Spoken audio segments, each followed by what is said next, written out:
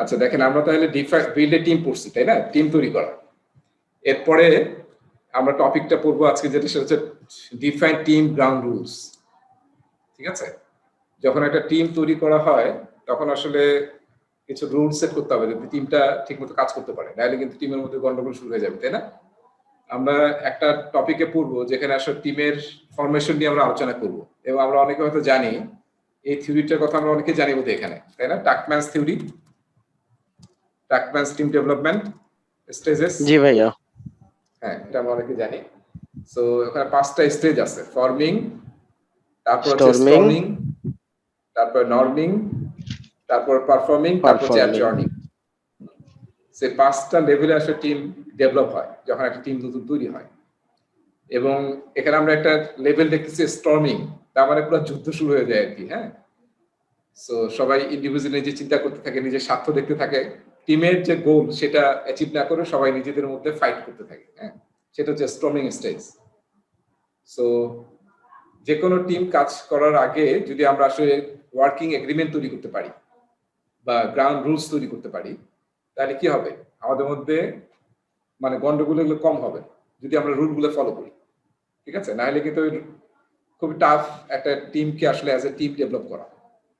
So আমরা আজকে যে টপিকটা আলোচনা করবো সেটা হচ্ছে ডিফাইন টিম গ্রাউন্ড রুলস।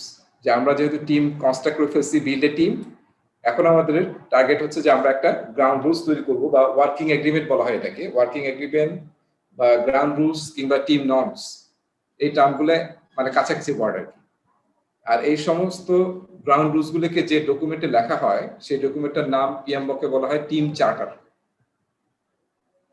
বুঝছি শব্দটা প্রায় কি বললাম? হ্যাঁ, team charter. Right, team charter. আমরা যে ডকুমেন্টে টিম নর্মস, তারপর আমাদের টিমের ভিশন, গোল, তারপর আমাদের ভ্যালুস কি হবে। মনে আছে স্ক্রামে 5টা ভ্যালুস ছিল, তাই না? এক্সপিতে বোধহয় 3টা বা 4টা ভ্যালুস ছিল। সে যে প্রতিটা টিমের কিন্তু একটা ভ্যালু থাকা দরকার। আর পিএমআই মনে আছে 4টা কোড অফ এথিক্স এর ভ্যালুস ছিল, মনে আছে? পিএমআই 4টা ভ্যালুস কিন্তু আমরা আলোচনা করছিলাম। কারো মনে আছে 4টা ভ্যালুস কি কি?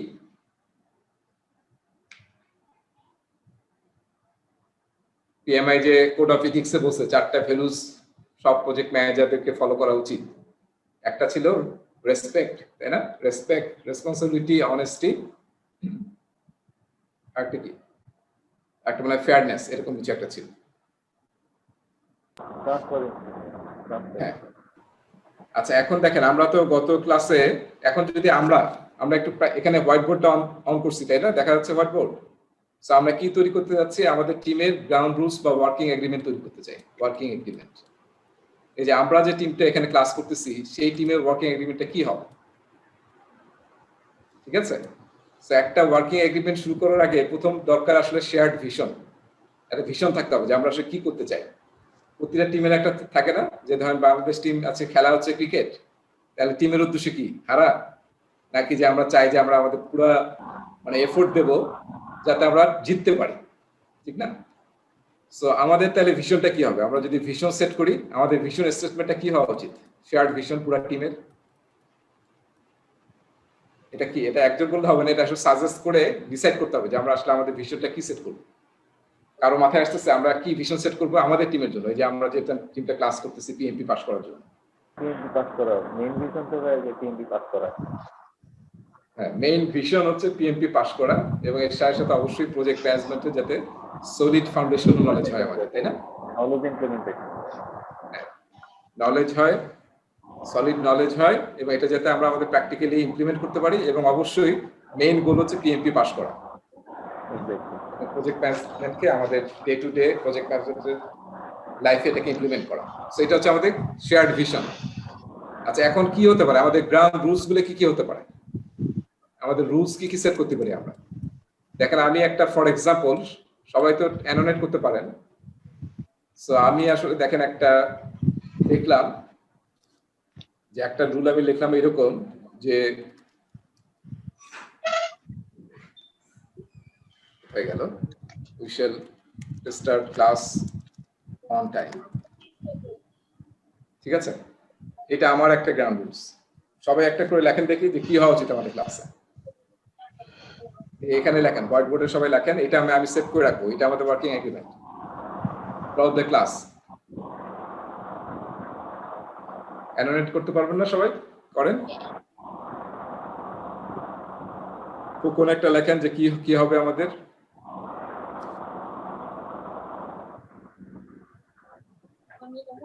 টেক্সট দেন, টেক্সট নিয়ে লেখেন।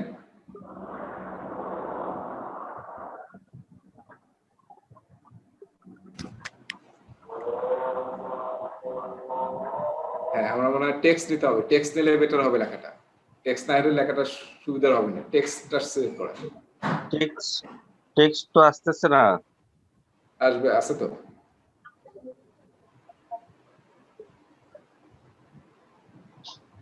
টেক্সট আছে না? টেক্সট দেখাচ্ছে না। আমি বলি আমার পয়েন্টে কাইন্ডলি একটু লিখেন, we should respect each other. We should concentrate fully লিখলাম। আর একটা আমাদের মিজানুর রহমান বললো যে রেসপেক্ট করতে হবে। ঠিক আছে, রেসপেক্ট ইচ আদার। আমি রেসপেক্ট লিখলাম, রেসপেক্ট ইচ আদার। ওকে, তারপরে আর কি আসতেছে? এই উই শুড কনসেন্ট্রেট ফুললি, এটা কে লিখলো? এটা ভাই আমি লিখছি। কোন লিখছে? আচ্ছা, তানভীর কি লিখলেন বা বলেন, তাইলে আমি ওটা লিখতে পারি বা আপনি লিখতে ভাই পারেন। আমি লিখতে পারি নাই, but we should have more interactive sessions. Interactive session, very good. হ্যাঁ, এটাই বারবার বলতেছে যে কোশ্চেন করেন, তারপর জিজ্ঞাসা করেন, এগুলা। হ্যাঁ, ইন্টারঅ্যাক্টিভ সেশনস। আচ্ছা, এরপরে আর কি হতে পারে? রুল আর কি হতে পারে? ক্লাস অন টাইমে শুরু করবো, ক্লাস কি অন টাইমে শেষ করবো নাকি চলতেই থাকবে? তাহলে অন টাইমে শেষ হওয়া দরকার না? মিটিং এর কিন্তু আমার একটা জিনিস এখন মাথায় নেই। অনেক সময় আমরা মিটিং এ প্রেসার ক্রিয়েট করি যে মিটিং অন টাইমে শুরু করতে হবে। তো এইটাই আমাদের মাথায় থাকে যে মিটিং অন টাইমে শুরু হবে, কিন্তু মিটিংটা কিন্তু অন টাইমে শেষ করাও খুব ইম্পর্টেন্ট। এই জন্য আমরা একটা কথা বলছি না যে মিটিংটা হবে, ডেইলি স্ক্রাম হবে, মানে 15 মিনিটস এর লেস দেন 50 মিনিটস, ম্যাক্সিমাম 15, তার উপরে কখনোই যাবে না। অলওয়েজ বলা হয় লেস দেন 15 মিনিটস। তো যেটা স্পেসিফাইড টাইম থাকবে তার আগেই শেষ করার চেষ্টা করবে। আর কি হবে আমাদের? ধরেন প্রশ্ন করা, তাই না? ক্লাসে প্রশ্ন করতে হবে, তারপরে একজন কথা বললে আরেকজন যাতে আমরা কথা না বলি, তারপরে কেউ যদি পাশে কথা বলি তাহলে যাতে আমরা কি করি, মিউট করি নিজেদেরকে, ঠিক না? এটা হওয়া উচিত না যে মিট আওয়ারসেলফ,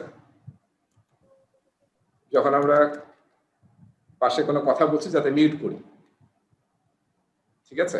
আর আমরা একটা করতেছিলাম, যত পারা যায় যে আমরা ভিডিও অন রাখার চেষ্টা করব, video on most of the time, যদি আমাদের ব্যান্ডউইথ পারমিট করে, যতটুকু পসিবল। তারপরে মিউট আওয়ারসেলফ। আর কি হতে পারে? খুবই ইম্পর্টেন্ট হচ্ছে যে আমি যে লেকচারটা নিচ্ছি সেটা অবশ্যই তার মধ্যে পড়ে ফেলা, তাই না? যেটা বারবার বলতেছিলাম,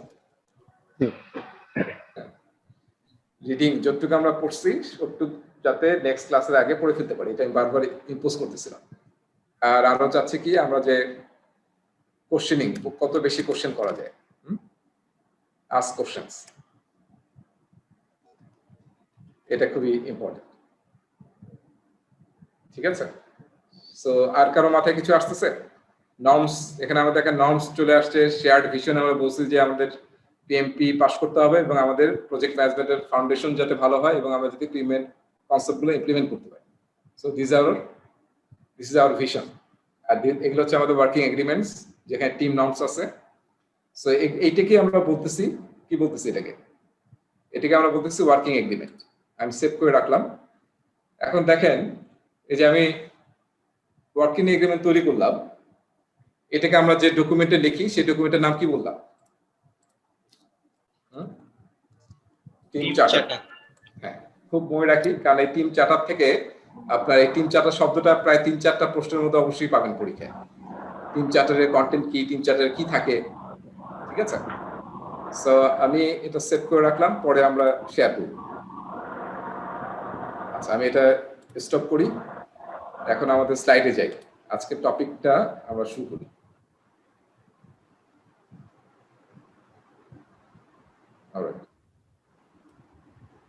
মাহবুব ভাই জয়েন করতেছে, ওনার মধ্যে অনেক, কয়টা বাজে এখন ওনার?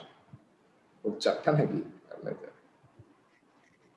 মাহবুব ভাই আপনার কয়টা বাজে ওখানে ভ্যানকুভারে?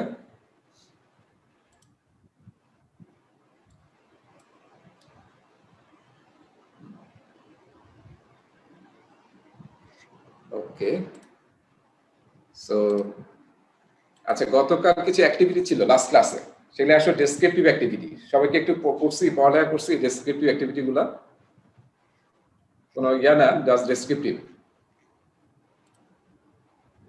আমি বলছিলাম যে প্রশ্নগুলো একটু সলভ করে তারপর নিজে অ্যান্সার দেখে নাও, আপনাদের অ্যান্সার কিন্তু ওখানে দেওয়া আছে। আচ্ছা, তাহলে আমরা ফার্স্ট টপিক পড়ছি হচ্ছে build a team, second topic পড়ছি ডিফাইন টিম গ্রাউন্ড রুলস। আমরা টিমের গ্রাউন্ড রুল ডিফাইন করব। তাহলে দেখেন, এই যে গ্রাউন্ড রুলসটা আমরা কি করলাম একটু আগে, সবাই মিলে করলাম না? কালেকটিভলি ডিফাইন গ্রাউন্ড রুলস, খুবই ইম্পর্টেন্ট, সবাইকে ইনভলভ করব। যখন আমরা সবাই মিলে কাজটা করব তখন কিন্তু আমরা নিজেরা চাইলেও ভায়োলেট করবো না, কারণ যেহেতু আমরাই তৈরি করছি জিনিসটা। আর যখন ইম্পোজ করে দিবে তখন কি হবে, কি হয়, যখনই কোনো ইম্পোজ করবে তখন ভায়োলেশনের ইয়াটা বেড়ে যায়, তাই না? ওই যে বাচ্চাদের থেকে আমরা জ্যাক দিতে পারি, বাচ্চাদের যখন বলবেন যেটা করো না, ওটা করো না, সে কি করে, দেখা যায় ওটাই বেশি করে। Communicate ground rules with team members, সবাই যাতে কমিউনিকেট হয়। Establish an environment that fosters adherence to ground rules, খুবই ইম্পর্টেন্ট, তাই না? খালি গ্রাউন্ড রুলস তৈরি করলাম কিন্তু কোনো ওটা মানার মতো কোনো প্র্যাকটিস করলাম না, আমরা এনভায়রনমেন্ট তৈরি করলাম না, কালচার তৈরি করলাম না, তাহলে কোনো লাভ নাই। যেটা আমাদের আছে, আমরা কিন্তু ভালো কথাগুলো ছোটবেলা থেকে শিখি, তারপরে বড় হয়ে কিন্তু ওই আবার মানে স্রোতে গা ভাসিয়ে দিই, তাই না? আচ্ছা, manage and rectify ground rule violations, এটাও রাখতে হবে। এই যে আপনার টিম চার্টারের মধ্যে একটা অংশ থাকবে, যদি ভায়োলেশন হয়, হ্যাঁ, যদি ছোটখাটো ভায়োলেশন হয় তাহলে আমরা টিমের প্রজেক্ট স্ক্রাম মাস্টার আছে বা প্রজেক্ট ম্যানেজার আছে, উনি সলভ করবে। কিন্তু এমন যদি ভায়োলেশন হয়ে যায় যেটা আসলে স্কেলেট করতে হবে, সেটা কোন স্কেলেশনে যাবে বা কি হবে, সেটা আসলে আপনাকে টিম চার্টারে রাখতে হবে ওই জায়গায়। এটা আমরা সবাই জানি যে কোনো গ্রাউন্ড রুলস বা যখন ওয়ার্কিং এগ্রিমেন্ট তৈরি করা হয় তার সাথে ডিসিপ্লিনারি অ্যাকশন থাকে, যাতে মানুষের ভয়টাও থাকতে হবে, তাই না? ওই যে আমরা বলছিলাম যে বাসায় বেত ঝুলিয়ে রাখতে হবে। আচ্ছা, তাহলে আমাদের ডেলিভারেবল এখান থেকে কি তৈরি হবে, টিম চার্টার তৈরি হবে, ঠিক আছে? এবং সেখানে টিম নর্মস আরো অনেক কিছু থাকবে, আমরা একটু পরে আসবো সেটা। আচ্ছা, নেগোসিয়েশন স্কিল, এই যে আমরা যখন গ্রাউন্ড রুলস বানাচ্ছি কি করতে হবে, আমাদের নেগোসিয়েট করতে হবে। কেউ বলবে যে এটা করতে চাই, আরেকজন বলবে এটা করতে চাই, সেই নেগোসিয়েশন স্কিল অ্যাপ্লাই করতে হবে। কনফ্লিক্ট তৈরি হবে, সেটা ম্যানেজ করতে হবে। এবং টিম চার্টারে কনফ্লিক্ট ম্যানেজমেন্ট নিয়ে বলা থাকবে, এটা একটা আইটেম টিম চার্টারে, যে কনফ্লিক্ট যদি হয় টিমের মধ্যে তাহলে আমরা কিভাবে সলভ করব। তারপর আরেকটা টপিক টিম চার্টারে থাকে, সেটা হচ্ছে decision making technique, decision making technique. তার মানে যদি আমরা কোনো ব্যাপারে ডিসিশন নিতে চাই তাহলে কোন অ্যাপ্রোচে আমরা ডিসিশন নেব। আমরা কি অনেকগুলো টেকনিক আমরা করবো, আজকে করবো কয়েকটা টেকনিক করবো। তো কিভাবে আমরা নেব, আমরা যদি নর্মাল ভোটিং করি, হ্যাঁ, নর্মাল ভোটিং, তাহলে কি হবে, ডেমোক্রেটিক যদি এটা হয় তাহলে বেশি ভোট যেদিকে পড়বে সেটা আমরা ডিসিশন নেব। সো ডিসিশন মেকিং এরও আমাদেরকে ডিসাইড করতে হবে টিম চার্টারে, যে যখন টিম ডিসিশন নিয়ে কনফ্লিক্টে পড়বে, সমস্যায় পড়বে, তখন আসলে কোন রুলটা ফলো করবে। আর আমরা যে পুরা যে কাজটা করতেছি, টিম চার্টার তৈরি করতেছি, তখন আমরা যেটাই অ্যাপ্লাই করবো সেটা হচ্ছে ব্রেইনস্টর্মিং। ব্রেইনস্টর্মিং একটা টুল। ব্রেইনস্টর্মিং নিয়ে তো আমরা সবাই বুঝি, তাই না, যে মাথা খাটানো আর কি, আইডিয়া জেনারেট করা। সো আমরা যখন তৈরি করবো টিম চার্টার তখন we have to brainstorm. And ethics থেকে আমরা কি সেট করবো, ইথিক্সটা কেন আলোচনা করতেছি, যাতে ওই যে আমরা ভ্যালুস গুলো সেট করতে পারি। প্রতিটা টিমের কিন্তু ভ্যালুস থাকে, এবং আমরা জানি যে এই মূল্যবোধ যদি না থাকে, ভ্যালুস যদি না থাকে, তাহলে কিন্তু আসলে টিম কাজ করবে না, ঠিক আছে? So that's why values is very critical. এই জন্য দেখলাম না আমরা স্ক্রাম বলেন, এক্সপি বলেন, সব জায়গায় কি ছিল, ভ্যালুস ছিল না? প্রথম শুরু হয়েছে কিন্তু ভ্যালুস দিয়ে, যে 5টা ভ্যালুস থাকতে হবে। স্ক্রাম গাইড যদি কেউ পড়ে থাকেন তাহলে প্রথমেই দেখবেন যে প্রথমেই ওদের পিলার নিয়ে কথা বলছে, ট্রান্সপারেন্সি, ইন্সপেক্ট এন্ড অ্যাডাপ্ট, তারপরেই কথা বলছে ওরা ভ্যালুস নিয়ে। এই যে দেখেন টিম চার্টার তাহলে কি, এই যে আমি যেটা বললাম, আমাদের working agreement, a document that enables the team to establish its values, agreements and practices as it performs its work together. এবং টিম চার্টারে কি থাকে সবাই দেখতে পাচ্ছেন স্লাইডটা? জি ভাই দেখতে পাচ্ছি। হ্যাঁ, এই টিম চার্টারে কি থাকে খুবই ইম্পর্টেন্ট। এখান থেকে অবশ্যই একটা বা দুইটা প্রশ্ন আসবে। আপনাকে মাল্টিপল রেসপন্স প্রশ্ন আসতে পারে যে টিম চার্টারের মধ্যে কি কি জিনিস থাকে, কি কি ইনফরমেশন থাকে। তো এই দেখেন এক নম্বর হচ্ছে শেয়ার্ড ভ্যালুস। হ্যাঁ, ভিশন থাকবে, শেয়ার্ড ভ্যালুস থাকবে। আচ্ছা, এই যে ভ্যালুস বলতে আমরা কিন্তু ওগুলো বলছি, রেসপেক্ট, তারপর হচ্ছে ট্রাস্ট, কমিটমেন্ট, এই জিনিসগুলো এগুলো হচ্ছে শেয়ার্ড ভ্যালুস। তারপর for team communications, guidelines for team communications, আমরা টিমের মধ্যে কমিউনিকেশন কিভাবে করবো, ইন্টারনাল এবং এক্সটার্নাল। ইন্টারনাল কমিউনিকেশনটাকে আমরা নরমালি ওয়ার্কিং এগ্রিমেন্ট বলি, আর যখন আমরা এক্সটার্নাল টিমের সাথে কমিউনিকেশন করি সেটাকে আমরা বলি এসএলএ। সবাই এসএলএ শুনছি তো, তাই না? SLA, service level agreement. So SLA নিয়ে কথা আমরা এখানে পড়বো, এসএলএ। সো কিভাবে আমরা কমিউনিকেশন করবো উইদিন টিম এবং আউটসাইড টিম, সেটা আমরা গাইডলাইন তৈরি করব, এবং কোন টুল যদি ইউজ করি সেটাও মেনশন থাকবে টিম চার্টারে। তারপর আমি যেটা বললাম যে ডিসিশন কিভাবে নেব, যখন ডিসিশন নিয়ে আমাদের সমস্যা হবে আমরা কোন রুলটা ফলো করব। ঠিক আছে? ওই যে আমাদের খেলা আছে না, ক্রিকেট খেলায় ডার্কুইস কি যেন আছে না, ডার্কুইস লুইস নাকি ডার্ক বৃষ্টির যে ফর্মুলাটা, ওটার নাম কি? Dark Luis. সো দেখেন ওই যে যখন এরকম একটা অবস্থায় পড়ে যায় তখন আমরা একটু ওই রুলটা ফলো করি, ওইটা ফলো করে আমরা হিসাব নিকাশ করি। হাউ দ্য টিম রিজলভস কনফ্লিক্টস, যদি কনফ্লিক্ট তৈরি হয় তাহলে আমরা কিভাবে এটাকে রিজলভ করব, এবং কনফ্লিক্ট ম্যানেজমেন্ট নিয়ে কিন্তু আমরা একটা আলাদা টপিকও করব। তো সেই জিনিসগুলো এখানে অ্যাড হবে। How and when the team meets, team কখন মিটিং করবে। ঠিক আছে, যেমন আমরা যদি অ্যাজাইল ইউজ করি, স্কাম ইউজ করি, তাহলে আমরা প্রতিদিন একই সময়ে গোল হয়ে দাঁড়ায় একই প্লেসে আমরা মিটিং করব। এছাড়া আরো যদি থাকে আদার টিম এগ্রিমেন্টস, শেয়ার্ড আওয়ার্স, তারপরে ইমপ্রুভমেন্ট অ্যাক্টিভিটিস, এই সবই আমাদের টিম এগ্রিমেন্টে থাকবে। আচ্ছা, তাহলে গ্রাউন্ড রুলস কি? আমরা এখন একটু ভিতরে যাচ্ছি। Clear expectation regarding the code of conduct for the team members, সেটাকে আমরা বলতেছি ground rules. Code of conduct আমরা সবসময় শুনি না যে কোড অফ কন্ডাক্ট ভায়োলেশন করছে। আজকাল আমাদের জিম্বাবুয়ের যে কোচ ছিল হিট স্টিক, তার নামে আসলো না অনেক, যে কোড অফ কন্ডাক্ট সে ভায়োলেট করছে। সো আমাদের টিম যে কোড অফ কন্ডাক্টটা এস্টাবলিশ করবে সেটা যাতে আমরা সবাই ফলো করি। So ground rules include all actions considered acceptable and unacceptable. কোনটা অ্যাকসেপ্টেবল আর কোনটা আনঅ্যাকসেপ্টেবল সেটা আমাদের ক্লিয়ারলি মেনশন করা থাকবে। ঠিক আছে? যদি আমরা গ্রাউন্ড রুলস সেট করি তাহলে বেনিফিট কি? আসলে কনফ্লিক্ট কম হবে, টিমের মধ্যে ঝগড়াঝাটি কম হবে, হ্যাঁ, টিমের মধ্যে ট্রাস্ট গ্রো করবে, তাহলে কিন্তু টিম কাজ করতে পারবে না।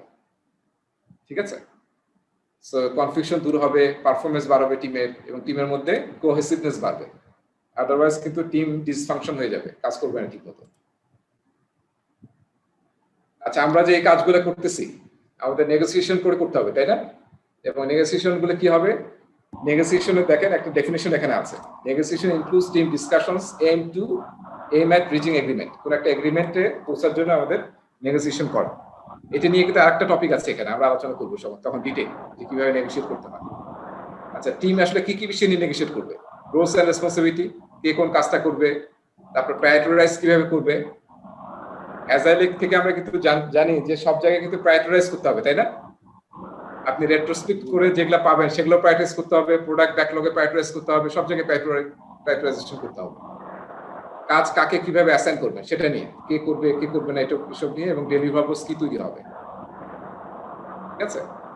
এবং all team members should develop good skills for negotiating. Negotiation skill সবার থাকতে হবে, কারণ বিভিন্ন স্টেজে আপনাকে নেগোশিয়েট করতে হবে, আপনার টিমের মধ্যে, টিমের বাইরে, এবং স্টেকহোল্ডারদের সাথে। সো দ্যাটস ওয়াই নেগোসিয়েশনটা আপনার স্কিলটা লাগবে। আচ্ছা, কমিউনিকেশন বিটুইন ইন্টারনাল এবং এক্সটার্নাল টিম মেম্বার্স। ঠিক আছে, এই কথাগুলো কিন্তু চার্টারে একদম ক্লিয়ারলি বলা থাকবে যে আমরা ইন্টারনালি কিভাবে কমিউনিকেট করব, কখন কমিউনিকেট করব, আমাদের মিটিং আওয়ার কবে, কাজের আওয়ার কবে, এগুলো সব আমাদেরকে ডিসাইড করতে হবে। আচ্ছা, তার আর হচ্ছে যদি আপনার প্রোটোকল কিরকম হবে, এখানে আপনি ইচ্ছা করলে ইয়াও তৈরি করতে পারেন, ওই যে কি বলে এসকেলেশন ফ্লো চার্টও তৈরি করে রাখতে পারেন যে আমরা কিভাবে কমিউনিকেট করব। তারপরে আপনি কি কি টুল টেকনিক ইউজ করবেন, যেমন আমরা যদি ডিসাইড করি যে আমরা team meetings shared calendar use করব আমাদের ইন্টারনাল ইয়ার জন্য, আর external stakeholder to generate feedback. স্টেকহোল্ডারের সাথে কেন আমরা মিটিং করি? মেইনলি রিকোয়ারমেন্টের আন্ডারস্ট্যান্ডিং এর জন্য, আর আমরা যখন তৈরি করব প্রোডাক্ট বা ইমপ্লিমেন্ট সেটা ফিডব্যাক নেওয়ার জন্য। আচ্ছা, এবং আমাদের যাতে আমাদের এক্সপেকটেশন এবং স্টেক হোল্ডারদের এক্সপেকটেশন যাতে অ্যালাইন থাকে। সো এই সবগুলি কিন্তু কমিউনিকেশন, আমরা কিন্তু টিম চার্টার নিয়ে কথা বলতেছি, তার ভিতরে জিনিসগুলো নিয়ে কথা বলতেছি। টিম নর্মস যেটা টিম চার্টারের মধ্যে থাকবে, এক্সপেক্টেড বিহেভিয়ার্স, নর্মস মানে কি এক্সপেক্টেড বিহেভিয়ার্স, এবং এটা আমরা কখন করতেছি টিম চার্টারটা? একদম আমরা যখন টিম তৈরি করতেছি, আমাদের প্রজেক্টের কাজ এখনো কিন্তু ঠিকমতো শুরু হয়নি, তখনই কিন্তু আমরা তৈরি করে ফেলতেছি আমরা কি রকম বিহেভিয়ার চাচ্ছি। সো এই টিম নর্মস এর মধ্যে কি কি থাকবে? মিটিংসে কি কি নর্মস হবে, খুবই ইম্পর্টেন্ট। মিটিং এর নর্মসটা কি হবে? আমরা কি সবাই একসাথে কথা বলবো, না কি করবো, নাকি একজন আমরা শুরুতে একজন লিডার ঠিক করে নেবো যে আজকে মিটিং এর ডিসিশন মেকার কে, ঠিক আছে?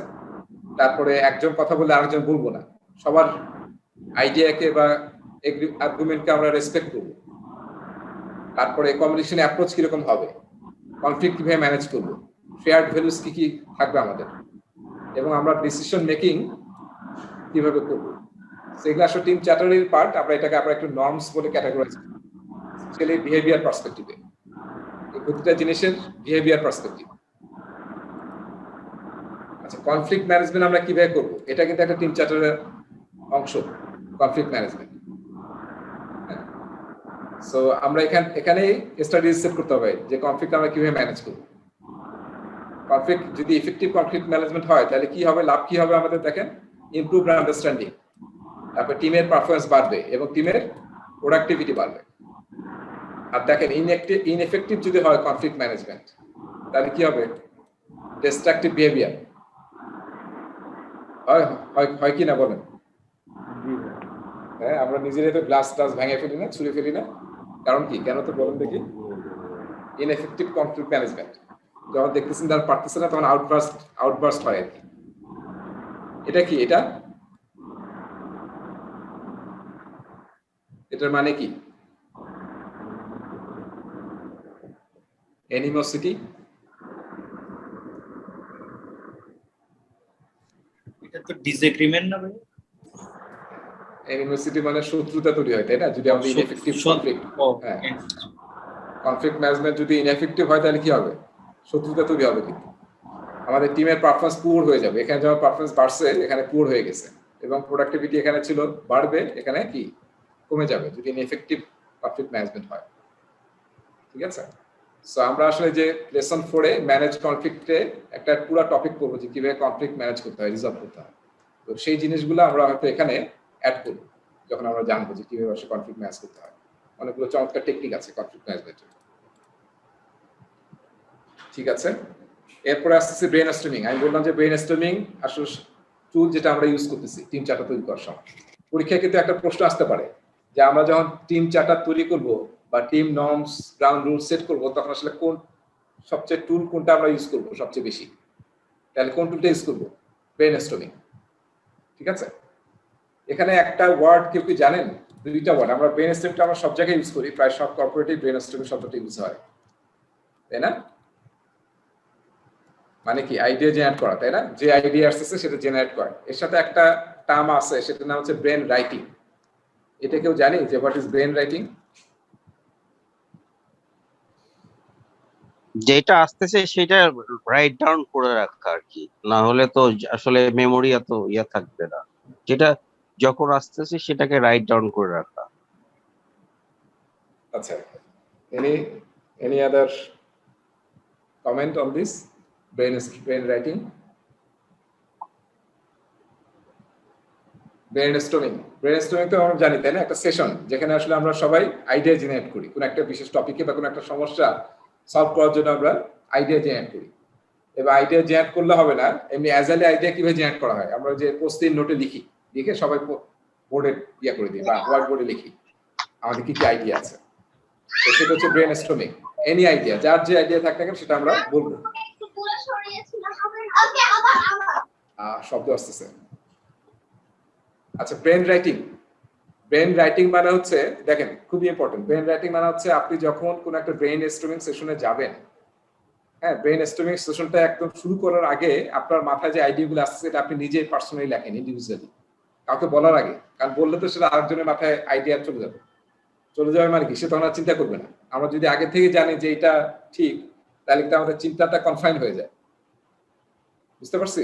সো এখন আমরা আইডিয়া সেশনে পড়ছি, বা আইডিয়া সেশনে যাওয়ার আগে কিংবা আইডিয়া সেশন শুরু হয়েছে, তখন আমরা ব্রেন রাইটিং করবো যে আমার এই 5টা আইডিয়া আসছে, এই 5টা আইডিয়া আমি লিখে রাখলাম।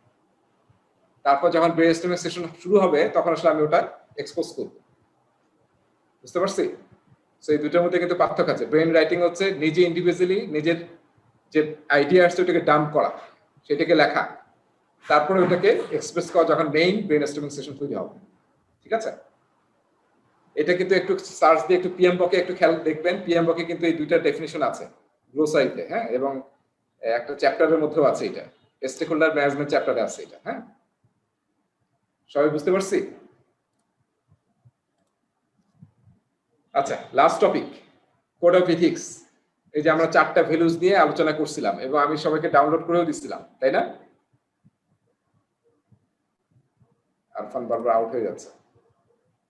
এই যে আমাদের 4টা ভ্যালুজ, তাই না? Responsibility, respect, fairness, honesty. আচ্ছা, সবার মনে আছে তো যে এই ডকুমেন্টটা কিন্তু সবাইকে অবশ্যই পড়তে হবে, কারণ পরীক্ষায় 4-5টা প্রশ্ন এখান থেকে ডাইরেক্টলি আসবে, এই যে কোড অফ এথিক্স থেকে। ঠিক আছে? সবাই শুনতে পাচ্ছি? কারোর কথা শুনতেছি না, ব্যাপার কি? জি ভাই শুনতে জি ভাইয়া। শুনতে তো এটা একটু কাইন্ডলি সবাই পড়ে নেবেন আর কি, অবশ্যই পড়ে নেবেন। এবং আমি যে আপনাদের কিছু প্রশ্ন দেবো সেগুলো আপনি সলভ করবেন এথিক্স থেকে। ঠিক আছে? আচ্ছা, এরপরে guidelines to manage and rectify ground rules violations. খুব ইম্পর্টেন্ট। কিন্তু প্রতিটা লেসনের শেষে এতক্ষণ আমরা কি দেখলাম? বিভিন্ন ডেফিনেশন দেখলাম, নলেজ ব্লকস দেখলাম। এখন ফাইনালি আমরা কি করতেছি? গাইডলাইন, মানে এতক্ষণ যে নলেজ গুলো পেলাম সেটাকে আমরা র্যাপ আপ করতেছি। ঠিক আছে? সামারাইজ করতেছি। প্রতিটা টপিকের শেষে কিন্তু এরকম গাইডলাইন্স এর 2-3টা স্লাইড পাবে। এখানে বোধহয় একটা স্লাইড আছে। হ্যাঁ, সেখানে কি বলতেছে? In the team charter the ground rules are established. এখানে কিন্তু একটা প্রশ্ন আসতে পারে যে গ্রাউন্ড রুলস কোন ডকুমেন্টে সেট করা হয়। আমি কিন্তু বলছি যে গ্রাউন্ড রুলস, টিম নর্মস, তারপরে শেয়ার্ড ভ্যালুস, তারপরে কনফ্লিক্ট কিভাবে ম্যানেজ করবেন, ডিসিশন কিভাবে নেবেন, সবগুলো কোথায় রাখা হয়? টিম চার্টারে। হ্যাঁ, তারপর ভায়োলেশন যদি হয় তাহলে সেটা কি স্টেপস নেবেন সেটা আসলে আমাদেরকে ডিফাইন করতে হবে টিম চার্টারে। কারণ অনেক মানুষ কিন্তু টিমে থাকবে, যদি আপনি ভয় না দেখেন তারা কাজ করবে না। সো এটা আসলে এক্সপোজ থাকতে হবে যে এটা হলে এরকম ঘটনাটা ঘটবে। অনেক সময় আমাদের ভয় আমাদেরকে অনেক কাজ থেকে ফিরিয়ে রাখে।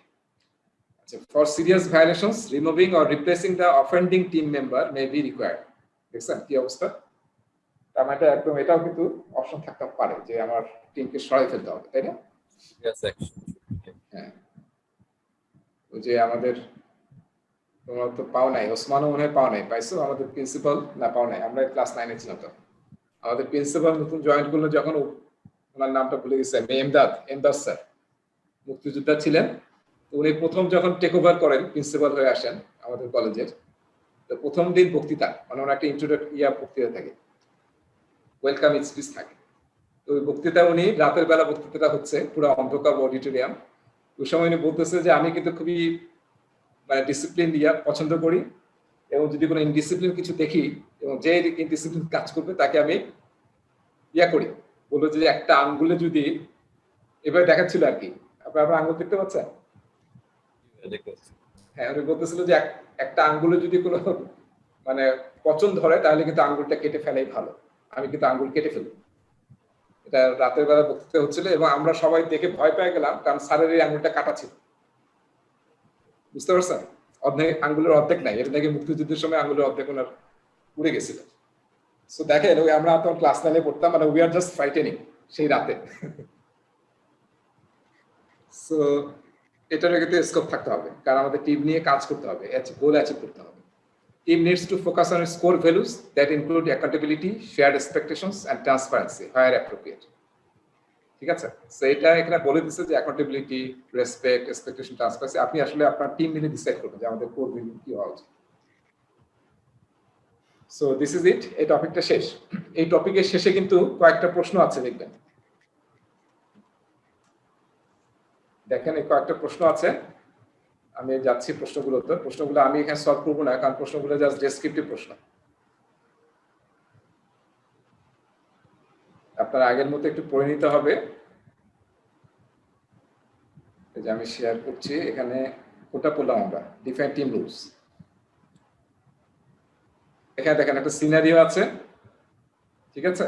এই সিনারিওর এগেইনস্টে 3টা প্রশ্ন দেওয়া আছে এবং প্রশ্ন 3টার অ্যান্সার আসলে ডেসক্রিপটিভ।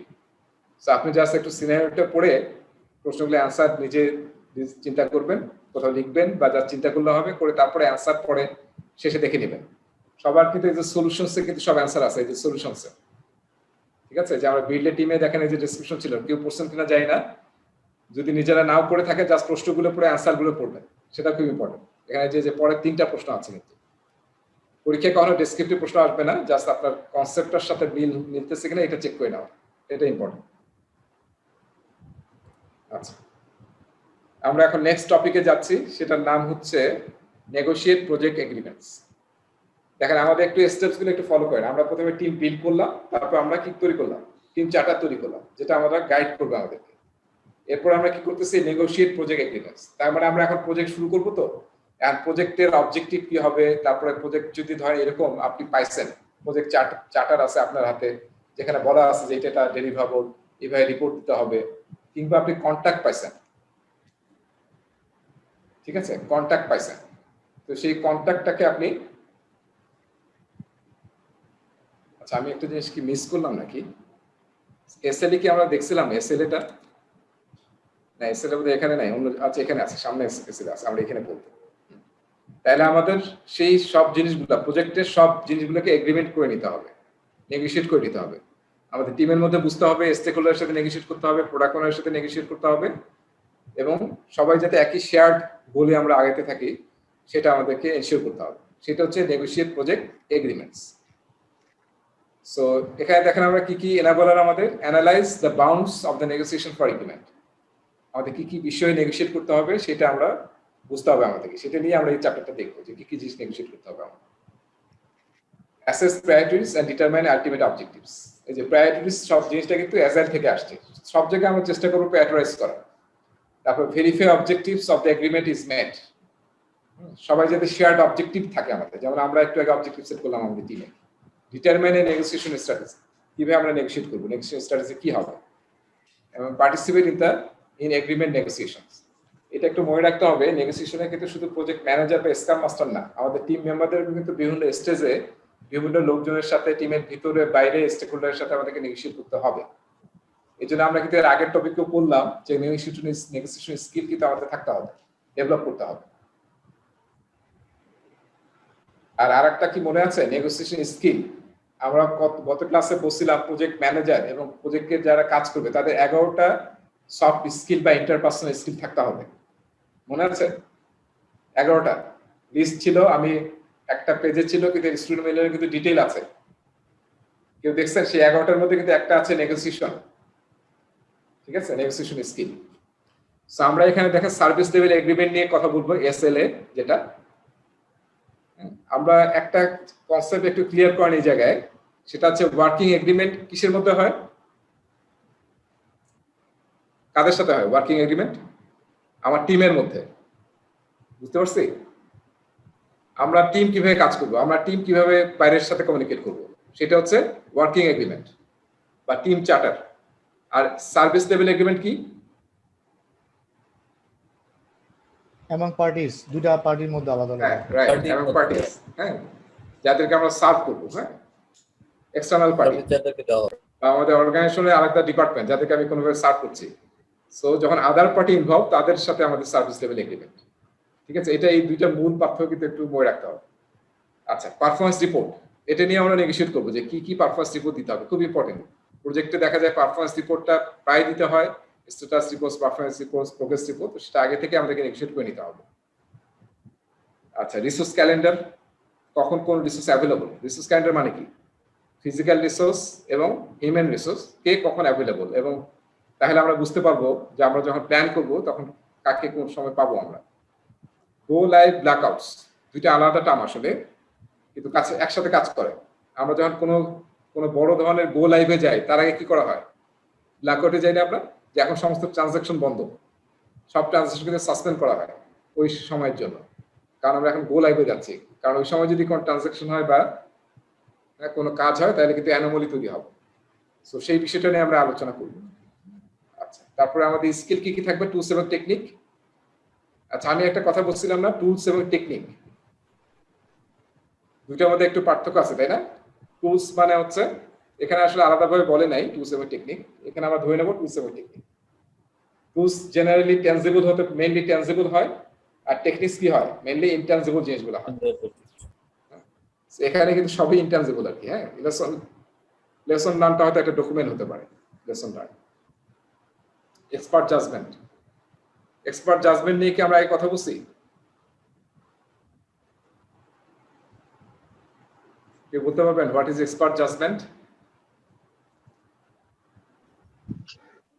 এটা কি কোচের ব্যাপার আসতেছে, জাস্ট লাইক কোচ। হ্যাঁ, এটা কোচ একটা হতে পারে, যে আমাদের কোচের কাছ থেকে আমরা এক্সপার্ট জাজমেন্ট নেব। রাইট, হ্যাঁ, এটা একটা রিলেট করা যেতে পারে। একটা পার্ট হতে পারে আর কি। মানে এক্সপার্ট জাজমেন্ট বলতে আসলে অনেক কিছু বোঝায়। তার মানে হচ্ছে যে আমরা যার কাছ থেকে কোনো এক্সপার্টিস পাবো, কোনো সাজেশন পাবো, অ্যাডভাইস পাবো, আমাদের বিভিন্ন কাজে তো লাগবে, তাই না? সিনিয়র স্টাফ আছে, তারপরে কেউ সাবজেক্ট ম্যাটার এক্সপার্ট আছে, এসএমই বলি, তারপরে হয়তো পিএমও অফিস আছে, তারপরে অন্য একজন পার্সন যিনি আসলে আমাদের এই ধরনের প্রজেক্টে আগে কাজ করছেন, তার এক্সপিরিয়েন্স, কোনো ডিপার্টমেন্টের কারো এক্সপিরিয়েন্স শেয়ার করা, এই সবগুলোকে আমরা এক্সপার্ট জাজমেন্ট বলতেছি। ঠিক আছে? সো এটা কিন্তু অনেকবার দেখবো আমরা এক্সপার্ট জাজমেন্ট। তার মানে প্রজেক্টে, এবং আমি একটা কথা সবসময় বলি যে আমাদেরকে যে প্রজেক্ট ম্যানেজার বানানো হয়েছে বা বানানো হয় কেন বলেন তো? Because we have the expertise, তাই না? আমাদের এক্সপার্ট জাজমেন্ট করার ক্ষমতা আছে দেখে আমাদেরকে দায়িত্ব দেওয়া হয়েছে। সো আপনি প্রজেক্ট ম্যানেজার, আপনারটাও এক্সপার্ট জাজমেন্ট। আপনার টিমের লোকজনের যারা এক্সপিরিয়েন্স, যারা আপনাকে তাদের এক্সপার্টিস থেকে পরামর্শ দিতে পারবে, তারাই হচ্ছে এক্সপার্ট জাজমেন্টের অন্তর্ভুক্ত আর কি। এই জিনিসগুলো আমরা ইউজ করবো যখন আমরা নেগোসিয়েশন করবো। আর লেসন লার্ন তো আমরা জানি, তাই না? লেসন লার্ন যেটা আমরা শিখলাম সেটা আমরা একটা ডকুমেন্টে রাখবো। সেই ডকুমেন্টের নাম হচ্ছে লেসন লার্ন রেজিস্টার, এবং সেটা আমরা throughout the project use করবো যখন এই সুযোগ থাকবে। সো নেগোসিয়েশনের প্রথম লাইনে নেগোসিয়েশন ডেফিনেশন আছে। নেগোসিয়েশন আর discussion aimed at reaching an agreement, এটা আগেও আমরা দেখছি। আচ্ছা, আমরা কি কি জিনিসে নেগোসিয়েট করব, কি কি ইনক্লুড হবে? এই যে স্টেটমেন্ট অফ ওয়ার্ক নিয়ে, তাই না? কাজ দিয়ে। এটা যদি একটু আপনারা খেয়াল করেন, এখানে আমার মনে হয় অনেকেরই এক্সপিরিয়েন্স আছে কন্ট্যাক্ট নিয়ে কাজ করার, অ্যাজ এ ভেন্ডর কাজ করছেন না? এই যে তানভীর আছে বা আরো অনেকে আছে, হিটলু আছে, তাই না? তো এই যে এটা কিন্তু দেখে কন্ট্রাক্টের কন্টেন্ট খেয়াল করছেন? যে কোনো একটা কন্ট্রাক্ট যখন সাইন হয় সার্ভিস প্রোভাইডারের সাথে, তখন এই কন্টেন্ট গুলো থাকে, তাই না? SOW, statement of work, schedule with milestone and dates, কবে কোন ডেলিভারি তাকে দিতে হবে ক্লায়েন্টকে, ঠিক আছে? তারপর পারফরমেন্স রিপোর্টিং এক্সপেকটেশনস, কখন কোন রিপোর্ট দিতে হবে, প্রাইসিং এন্ড পেমেন্ট টার্মস, ঠিক আছে? এগুলো কন্ট্রাক্টে থাকে না? সো এগুলো কিন্তু এরকম না যে কেউ লিখে দিয়ে দিচ্ছে, এগুলো কিন্তু নেগোশিয়েট করে করতে হবে। নেগোশিয়েট হয়ে কিন্তু তৈরি হয় দুই পার্টির মধ্যে, এবং একবারে হয় না। এটা অনেক, প্রতিটা জিনিসই কিন্তু অনেক বড় বড়, প্রতিটা জিনিস নিয়ে মিটিং হয়, হ্যাঁ, নেগোশিয়েট হয়, হয়ে কিন্তু আমরা ঠিক করি। কারণ এগুলো যদি সবাই নেগোশিয়েট করে সেটেল না করি, তাহলে কিন্তু আমরা কাজ করতে পারবো না, মানে কোনো ভালো রেজাল্ট আসবে না। ইন্সপেকশন কিভাবে হবে, কোয়ালিটি রিকোয়ারমেন্ট কিভাবে মিট হবে, অ্যাকসেপ্টেন্স ক্রাইটেরিয়া কি কি মিট করতে হবে। তারপর আরেকটা বড় কম্পোনেন্ট হচ্ছে ওয়ারেন্টি এবং ফিউচার সাপোর্ট। তারপরে ইনসেনটিভস, যদি কোনো ইনসেন্টিভের অপশন থাকে, তার মানে কি আপনি যদি পারফরমেন্স ভালো করেন তাহলে তার ইনসেন্টিভ পাবেন, আর যদি পারফরমেন্স খারাপ করেন তাহলে কি পেনাল্টি হবে।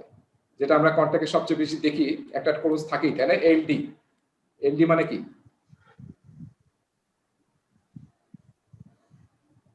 এলডি মানে লিকুইডেটেড ড্যামেজ, তাই না?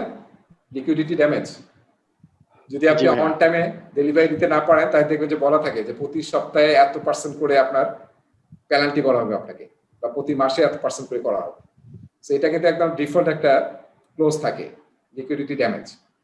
তারপরে ইন্স্যুরেন্স যদি থাকে, পারফরমেন্স বন্ড, প্রায় সব বড় কন্ট্রাক্টে পারফরমেন্স বন্ড ইজ মানে কোয়াইট ম্যান্ডেটরি। আপনার ব্যাংকের গ্যারান্টি দিতে হবে, এত কোটি 10% গ্যারান্টি দিতে হবে, এইসব থাকে কিন্তু, তাই না? তো এই সবগুলি কিন্তু নেগোসিয়েশনের টপিক, এবং সবগুলি কন্ট্রাক্টের মধ্যে থাকে। সাব কন্ট্রাক্টর অ্যাপ্রুভালস, আপনি কি সাব কন্ট্রাক্টর নিতে পারবেন? নিলে তার উপায়টা কি? অবশ্যই আপনাকে মেইন যে ক্লায়েন্ট তার কাছ থেকে পারমিশন নিতে হবে। তারপর other terms and conditions, general terms and conditions. তারপর চেঞ্জ রিকোয়েস্ট হ্যান্ডলিং, যদি কন্ট্রাক্ট রিলেটেড চেঞ্জ হয় সেটা কিভাবে হ্যান্ডেল হবে। Termination clause and dispute resolution, এটা একদম ম্যান্ডেটরি একটা পার্ট, প্রতিটা কন্ট্রাক্টে একটা পার্ট থাকে কিভাবে তার কন্ট্রাক্টটা টার্মিনেট হবে, এবং কোনো কারণে যদি ডিসপিউট হয় কোনো বিষয় নিয়ে, how do you resolve that. কেউ কি কিছু বলতেছিলেন?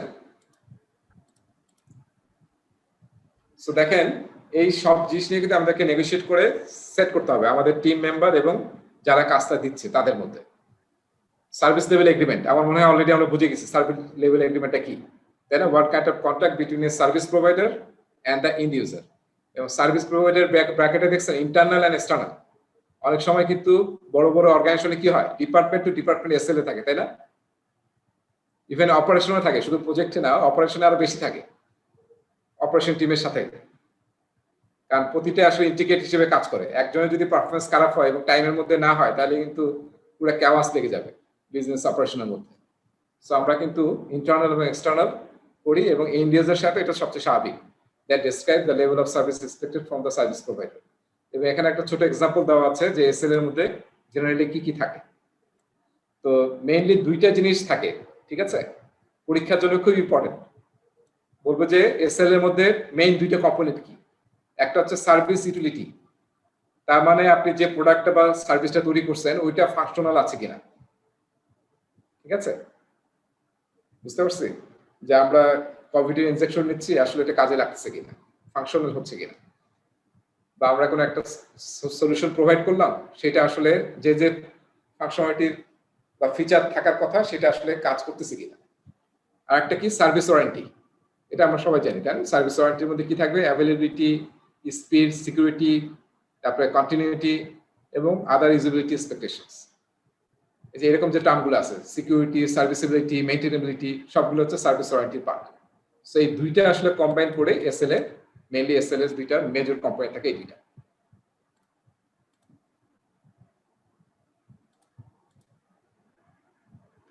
আচ্ছা, এবার আমরা একটু অ্যাজাইল এর টপিক পড়বো। প্রোডাক্ট ব্যাকলগ মনে আছে? What is product backlog? আমরা এগুলো অনেক আগে পড়ছি না, অনেক মানে কি 5-6টা ক্লাসে শুরু করে নিচ্ছি। What is product backlog? Set of work need to be done. হ্যাঁ, that means work items were customer requirement, যেটা অ্যাজাইলে আমরা প্রোডাক্ট ব্যাকলগে রাখি, তাই না? সব আইটেম। কিন্তু এখানে মেইন জিনিসটা কি, অর্ডার লিস্ট, তাই না? অর্ডার লিস্ট প্রায়োরিটাইজ করতে হবে। প্রায়োরিটাইজ লিস্ট বিজনেস ভ্যালুর উপর ডিপেন্ড করে, ঠিক আছে? সো এটা কিন্তু খুবই ইম্পর্টেন্ট যে আমাদের অর্ডার থাকতে হবে, এটা প্রায়োরিটি অনুযায়ী। সো এখন আমরা দেখেন, আমরা কিন্তু আমার ওই অ্যাজাইল ল্যান্ডস্কেপে যখন আমি আলোচনা করছিলাম, এই কয়েকটা যে ওখানে ছিল আমি বলছি যে পরে আলোচনা করি। সো আমরা আসলে প্রোডাক্ট ব্যাকলগে কিভাবে আইটেমগুলোকে কি করি, প্রায়োরিটাইজ করি, এই টেকনিকটা জানা দরকার, তাই না? অ্যাজাইল টিম কিভাবে করে এটা, আমরা প্রোডাক্ট ব্যাকলগে যে আইটেমগুলোকে আইডেন্টিফাই করছি কাস্টমারের কাছ থেকে, সেটা আসলে আমরা কিভাবে প্রায়োরিটাইজ করব, কোনটা টপ হবে, কোনটা সেকেন্ড, থার্ড, ফোর্থ এরকম হবে। সো এখানে দেখেন 4টা টেকনিকের কথা বলা আছে। এই স্লাইড থেকে পরীক্ষায় অবশ্যই 1-2টা প্রশ্ন আসবেই। খুবই সিম্পল প্রশ্ন আসবে যে আমরা প্রায়োরিটাইজেশন করার জন্য কি কি টেকনিক ইউজ করি। তখন আপনাকে এই যে এখানে যে 4টা দেখতেছি, এর সাথে আরো কিছু মিক্স করে দিবে, যেটা আসলে প্রায়োরিটাইজেশন টেকনিক না, হয়তো অন্য টেকনিক। যেমন এর সাথে বলে দিবে প্ল্যানিং পোকার বা ফিবোনাচ্চি সিকোয়েন্স। তো ওগুলো তো আসলে estimation technique, those are not prioritization technique, ঠিক আছে? সো এই 4টা হচ্ছে প্রায়োরিটাইজেশন টেকনিক, মোস্টলি অ্যাজাইলে ইউজ হয় এবং আমরা এটা সব জায়গায় ইউজ করতে পারি। এটা কিন্তু আমরা অনেকে জানি। যেমন এইটা আমি একটু শুরু করি এইভাবে, উল্টা দিক থেকে শুরু করি।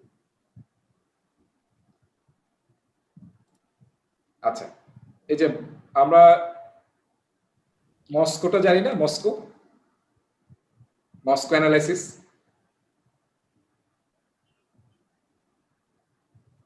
মস্কো মানে কি, আমি একটু টেক্সট লিখি। মস্কো মানে হচ্ছে মাস্ট হ্যাভ, ঠিক আছে? তারপরে কি, শুড হ্যাভ, তারপরে কি, কুড হ্যাভ, তারপরে ওন্ট হ্যাভ। এটা সবাই কি আগে জানতাম নাকি? এটা কিন্তু আগে পিএমওকে ছিল, অ্যাজাইল আসলে ইউজ করে। তার মানে আপনি যখন কোন প্রোডাক্টের প্রায়োরিটাইজেশন, কোন আইটেমের প্রায়োরিটাইজেশন করতেছেন, তখন আপনাকে ফার্স্ট আইডেন্টিফাই করতে হবে কি, এখানে সবচেয়ে টপ প্রায়োরিটি কোনটা, মাস্ট হ্যাভ, যেটা ছাড়া হবেই না। বুঝতে পারছি? এখন দেখেন আমরা ইয়া খাই না, ওই যে বার্গার খাই না, বার্গার, নানান ধরনের কিন্তু বার্গার আছে। এখন আপনি যদি একটা বার্গারে কি কি আইটেম মাস্ট হবে, কি কি আইটেম হবে মাস্ট, যেটা ছাড়া বার্গার হবেই না? এক নম্বর ব্রেড থাকতেই হবে তো, তাই না? মাস্ট। তারপরে তার সাথে কি থাকতে হবে? শুধু ব্রেড থাকতে হবে বার্গার হবে না, ব্রেডের মাঝখানে কিছু একটা থাকতে হবে, তাই না? হ্যাঁ, সেটা কি বলি আমরা, কি বলে ওটাকে? আমরা বিফ বার্গার হতে পারে, চিকেন বার্গার হতে পারে, আরো অনেক কিছু হতে পারে। তা আমরা ধরলাম যে মাঝখানে ওটা কারো নাম জানা আছে, কি থাকে ওটাকে কি বলে? পেটি বলে না? পেটি। জি, বানান কি হবে? বানানটা জানি না ভাইয়া। আচ্ছা, তাহলে দেখেন, তাহলে আমরা যদি পেটি, ব্রেড এবং পেটি যদি হয়, তাহলে কি আমাদের মাস্টার হচ্ছে না? হ্যাঁ, আমরা কিন্তু ওই যে 20 টাকা 30 টাকার কিন্তু আমরা বার্গার পাই, দেখা যায় ওর মধ্যে মাঝখানে আলু দিয়ে দেয়, তাই না? সেটাও একটা বার্গার, কিন্তু ওটা বার্গার তো, ওটা কিন্তু ব্রেড না। সেটা হচ্ছে মাস্ট হ্যাভ। শুড হ্যাভ কি? এখন আমি ধরেন একটা বার্গার খাচ্ছি, কি আমাদের কি বলে ওটাকে? মেয়োনেজ হ্যাঁ? হ্যাঁ, তাহলে কি কি হতে পারে শুড হ্যাভ? যেমন আমাদের সবচেয়ে একটা কমন থাকে হচ্ছে ইয়া থাকে, তাই না? চিজ থাকে না? চিজ থাকে, মেয়োনেজ হ্যাঁ। থাকে, সালাদ থাকতে পারে। হ্যাঁ, মিউনেস, চিজ, এগুলো হচ্ছে একদম কমন, মানে এর সাথে চিজ থাকবেই, এটা আমরা শুড বলতে পারি, তাই না? যে এর সাথে চিজ থাকবে কিংবা মেয়োনিজ থাকবে, এটা ভেরি কমন, রাইট? তারপরে কি কুড হ্যাভ? কি কুড হ্যাভ এরকম হতে পারে, কি হতে পারে? কুড হ্যাভ থাকলে আরো ভালো, না থাকলে সমস্যা নাই। না থাকলেও কোনো সমস্যা নাই। সেটা হচ্ছে আপনার যেমন লেটুস পাতা থাকতে পারে, তাই না? অনেকে লেটুস জি ভাই। পছন্দ করে না। বা আপনার ভেজিটেবল থাকতে পারে, অনিয়ন থাকতে পারে ভাইয়া, কিউকাম্বার থাকতে পারে, টমেটো অনিয়ন থাকতে পারে। হ্যাঁ, টমেটো থাকতে পারে। So this are actually additional, ঠিক আছে? ওন্ট হ্যাভ কি হতে পারে? ওন্ট হ্যাভ বার্গারের ক্ষেত্রে ওন্ট হ্যাভ মানে কি? যেটা এখন আসলে দরকার নেই, না দিয়ে তো কোনো সমস্যা নেই, কোনো দরকার নেই, এটা আমরা পরে চিন্তা করব। কি হতে পারে? এখন দেখেন, আমরা যদি চিজ যখনই দিবেন, তখন কিন্তু দাম অনেক বেড়ে যাবে না বার্গারের? তারপর আমরা ডাবল, হ্যাঁ, অনেকে আবার ডাবল বার্গার খায়। So, এগ খাই একটা। হ্যাঁ, মানে আপনি এরকম যদি হয়, যেটা আসলে এখন দরকার নাই, এখন আমরা দরকার নেই, সেটা হচ্ছে আমাদের হচ্ছে ওন্ট হ্যাভ, ঠিক আছে? So, আমরা যখন কোনো একটা প্রোডাক্ট বানাচ্ছি, তখন আসলে আমরা এই যে আইটেমগুলো আমরা প্রোডাক্ট ব্যাকলগে ফাইন্ড আউট করছি, এখন আমরা দেখব কোনগুলো আসলে মাস্ট হ্যাভ, কোনগুলো শুড হ্যাভ, কোনগুলো কুড হ্যাভ এবং কোনটা ওন্ট হ্যাভ। তার মানে কি হবে তাহলে? আমাদের প্রথম ইটারেশনে কি করব? আমরা কোনটা নিয়ে কাজ করব? মাস্ট হ্যাভ নিয়ে কাজ করব। Must have. জি, হ্যাঁ, এটা কিন্তু একটা নাম আছে, হ্যাঁ, এটাকে ব্যাকবোন বলা হয়। এটা নিয়ে আমি পরে আলোচনা করব, এখানে একটা লাস্ট টপিক আছে মানে এই লেসনে, সেখানে আমরা আলোচনা করব ব্যাকবোন, যেটা লাগবেই আপনার, ওটা ছাড়া আসলে এর উপরে কিছু বানানো যাবে না, সেটা হচ্ছে ব্যাকবোন। আর যে শুড হ্যাভ দেখতেছি, শুড হ্যাভ, কুড হ্যাভ, এটা হচ্ছে স্কেলিটন, ঠিক আছে? আমাদের যেমন মানুষের দেহে কি মেরুদণ্ড তো থাকতেই হবে, তাই না? মেরুদণ্ড হচ্ছে মাস্ট হ্যাভ, তারপরে কি স্কেলিটন, তারপরে কি হবে? তারপরে আপনার আসলে ইয়া লাগবে আর কি। সো এইভাবে আমরা ফ্রাইড রাইস করি। যদি আমরা মস্কো ইউজ করি, তাহলে মস্কো শব্দটা আসলে এখান থেকে আসছে। মনে রাখার জন্য আসলে মস্কো বলা হচ্ছে ডাইরেক্টলি এখান থেকে না, এখানে এস, এখানে এম, সি, ডাব্লিউ, আর সংক্ষেপে এই প্রতিটার ফার্স্ট ওয়ার্ড যদি লেখেন তাহলে এইভাবে লেখা যায় এম, এস, সি, ডাব্লিউ, ঠিক আছে? So this is one pattern technique. আর সেকেন্ডটা দেখেন পেয়ার্ড কম্পারিজন। তার মানে কি? আমরা যদি কোনো পেয়ার্ড কম্পারিজন করি, দুইটা মোবাইলের মধ্যে, দুইটা গাছের মধ্যে, গাছ দেখা যাচ্ছে দুইটা, হ্যাঁ, পেয়ার্ড কম্পারিজন মানে হচ্ছে আমরা একটার সাথে একটাকে কম্পেয়ার করছি, এই গাছটা কয়টা পাতা আছে বা এই গাছটা কয়টা পাতা আছে, কোনটা বড় কোনটা ছোট, কোনটা আমাদের দরকার, আসলে দুইটা আইটেমের মধ্যে কোনটা আমাদের এখন ইমিডিয়েট দরকার, সবচেয়ে বেশি ভ্যালু ক্রিয়েট করে, সেটা হচ্ছে পেয়ার্ড কম্পারিজন, ঠিক আছে? আমরা পেয়ার করে করে কম্পেয়ার করব, যেটা টাইম কনজিউমিং, সব জায়গায় হয়তো ইউজ করা টাফ হবে। আচ্ছা, এরপরে আসেন লাস্টেরটা 100 পয়েন্ট মেথড, ঠিক আছে? এই যে এখানে দেখেন, আমি দুইটা ছবি আঁকি, ছবি আঁকা তো মুশকিল। এই যে আমরা যদি ছবি আঁকি এরকম একটা, ভালো হবে না এটা দিয়ে।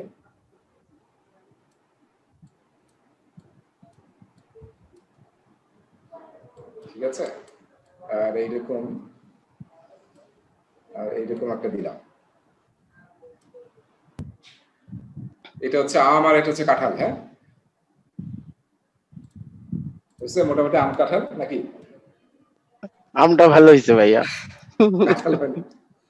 আচ্ছা, এখন ধরেন আপনার কাছে আপনাকে 100টা পয়েন্ট দেওয়া হয়েছে, ধরেন আপনাকে 100 টাকা দেওয়া হয়েছে, 100 টাকা দেওয়া হয়েছে। এখন আপনাকে বলা হলো আমরা এখানে নিচ্ছি, ভোট নিচ্ছি প্যাট্রাইজ করার জন্য। এখন আমরা টিমে এখানে কয়জন আছে? আমরা মানে 7-8 জন আছি। এখন সবার কাছে 100 টাকা দেওয়া হয়েছে, 100 পয়েন্ট দেওয়া হয়েছে, ধরেন 100 টাকা। এখন বলা হলো যে কে কোনটা পছন্দ করে, আম নাকি কাঁঠাল। হ্যাঁ, এখন এখানে আরো আইটেম থাকতে পারে। আমরা এখন 2টা আইটেম নিয়ে কথা বলতেছি, এখানে আরো আইটেম থাকতে পারে। তার মানে কি, যে প্রোডাক্ট ব্যাকলগে ধরেন 10টা আইটেম আছে। এখন আমরা আমাদের যে 100 পয়েন্ট দেওয়া হয়েছে, 100 টাকা দেওয়া হয়েছে, আমরা এখন টাকাটা ডিস্ট্রিবিউট করব কোনটার মধ্যে কত। তাহলে এখানে বলেন তানভীর এটাই কত পয়েন্ট দিবেন, আমকে কত পয়েন্ট দিবেন? আপনারা 100-র মধ্যে কয়টা পয়েন্ট দিয়ে দিবেন এখানে? আর কাঁঠালকে কত দিবেন? 75 আর 25। কোনটা? আম 75? জি জি ভাইয়া। আচ্ছা, আম 75, এখানে হচ্ছে 25। তারপরে খোকন কি করবেন? খোকন, আরফান, ভাই, খোকন। আমি তো আমকে মোর দেন 90 দিব। আমের সিজন। আচ্ছা, আমরা একটা জিনিস মনে রাখতে হবে 100 পয়েন্ট মেথডসে, যে আমার চাইলে আমি কিন্তু 100 একটাতে দিয়ে দিতে পারি, যে আমার আর কোনো কিছু পছন্দ হচ্ছে না এই ইটারেশনে বা এইখানে আমি 100ই 100 দিয়ে দিতে পারি। তাহলে কি আর পরে ভোট দিতে পারবেন না, কারণ সব ভোট দিয়ে দিলেন একবারে। ঠিক আছে, সো ধরেন 90 দিল, তার মানে বাকি 10 দিলাম হচ্ছে কাঁঠালে। তারপরে ওসমান কি দিবা? ওসমান আমি দিব ভাই 100 আম। 100 আম। কাঁঠাল কি 0? কাঁঠাল খাও না নাকি? কাঁঠাল কম খাই। আমি তো মাঝে মাঝে, আমি সেদিন মানে গতকাল খালার বাসে গিয়ে বললাম যে কাঁঠালকে যে কে জাতীয় ফল বানাইছে। আর হাডুডু হচ্ছে জাতীয় খেলা, এই দুইটা চেঞ্জ করতে হবে ভাই।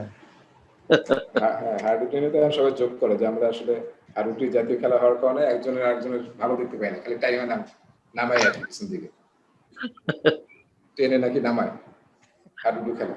একজন আরেকজনকে ধরে রাখি। সেটা।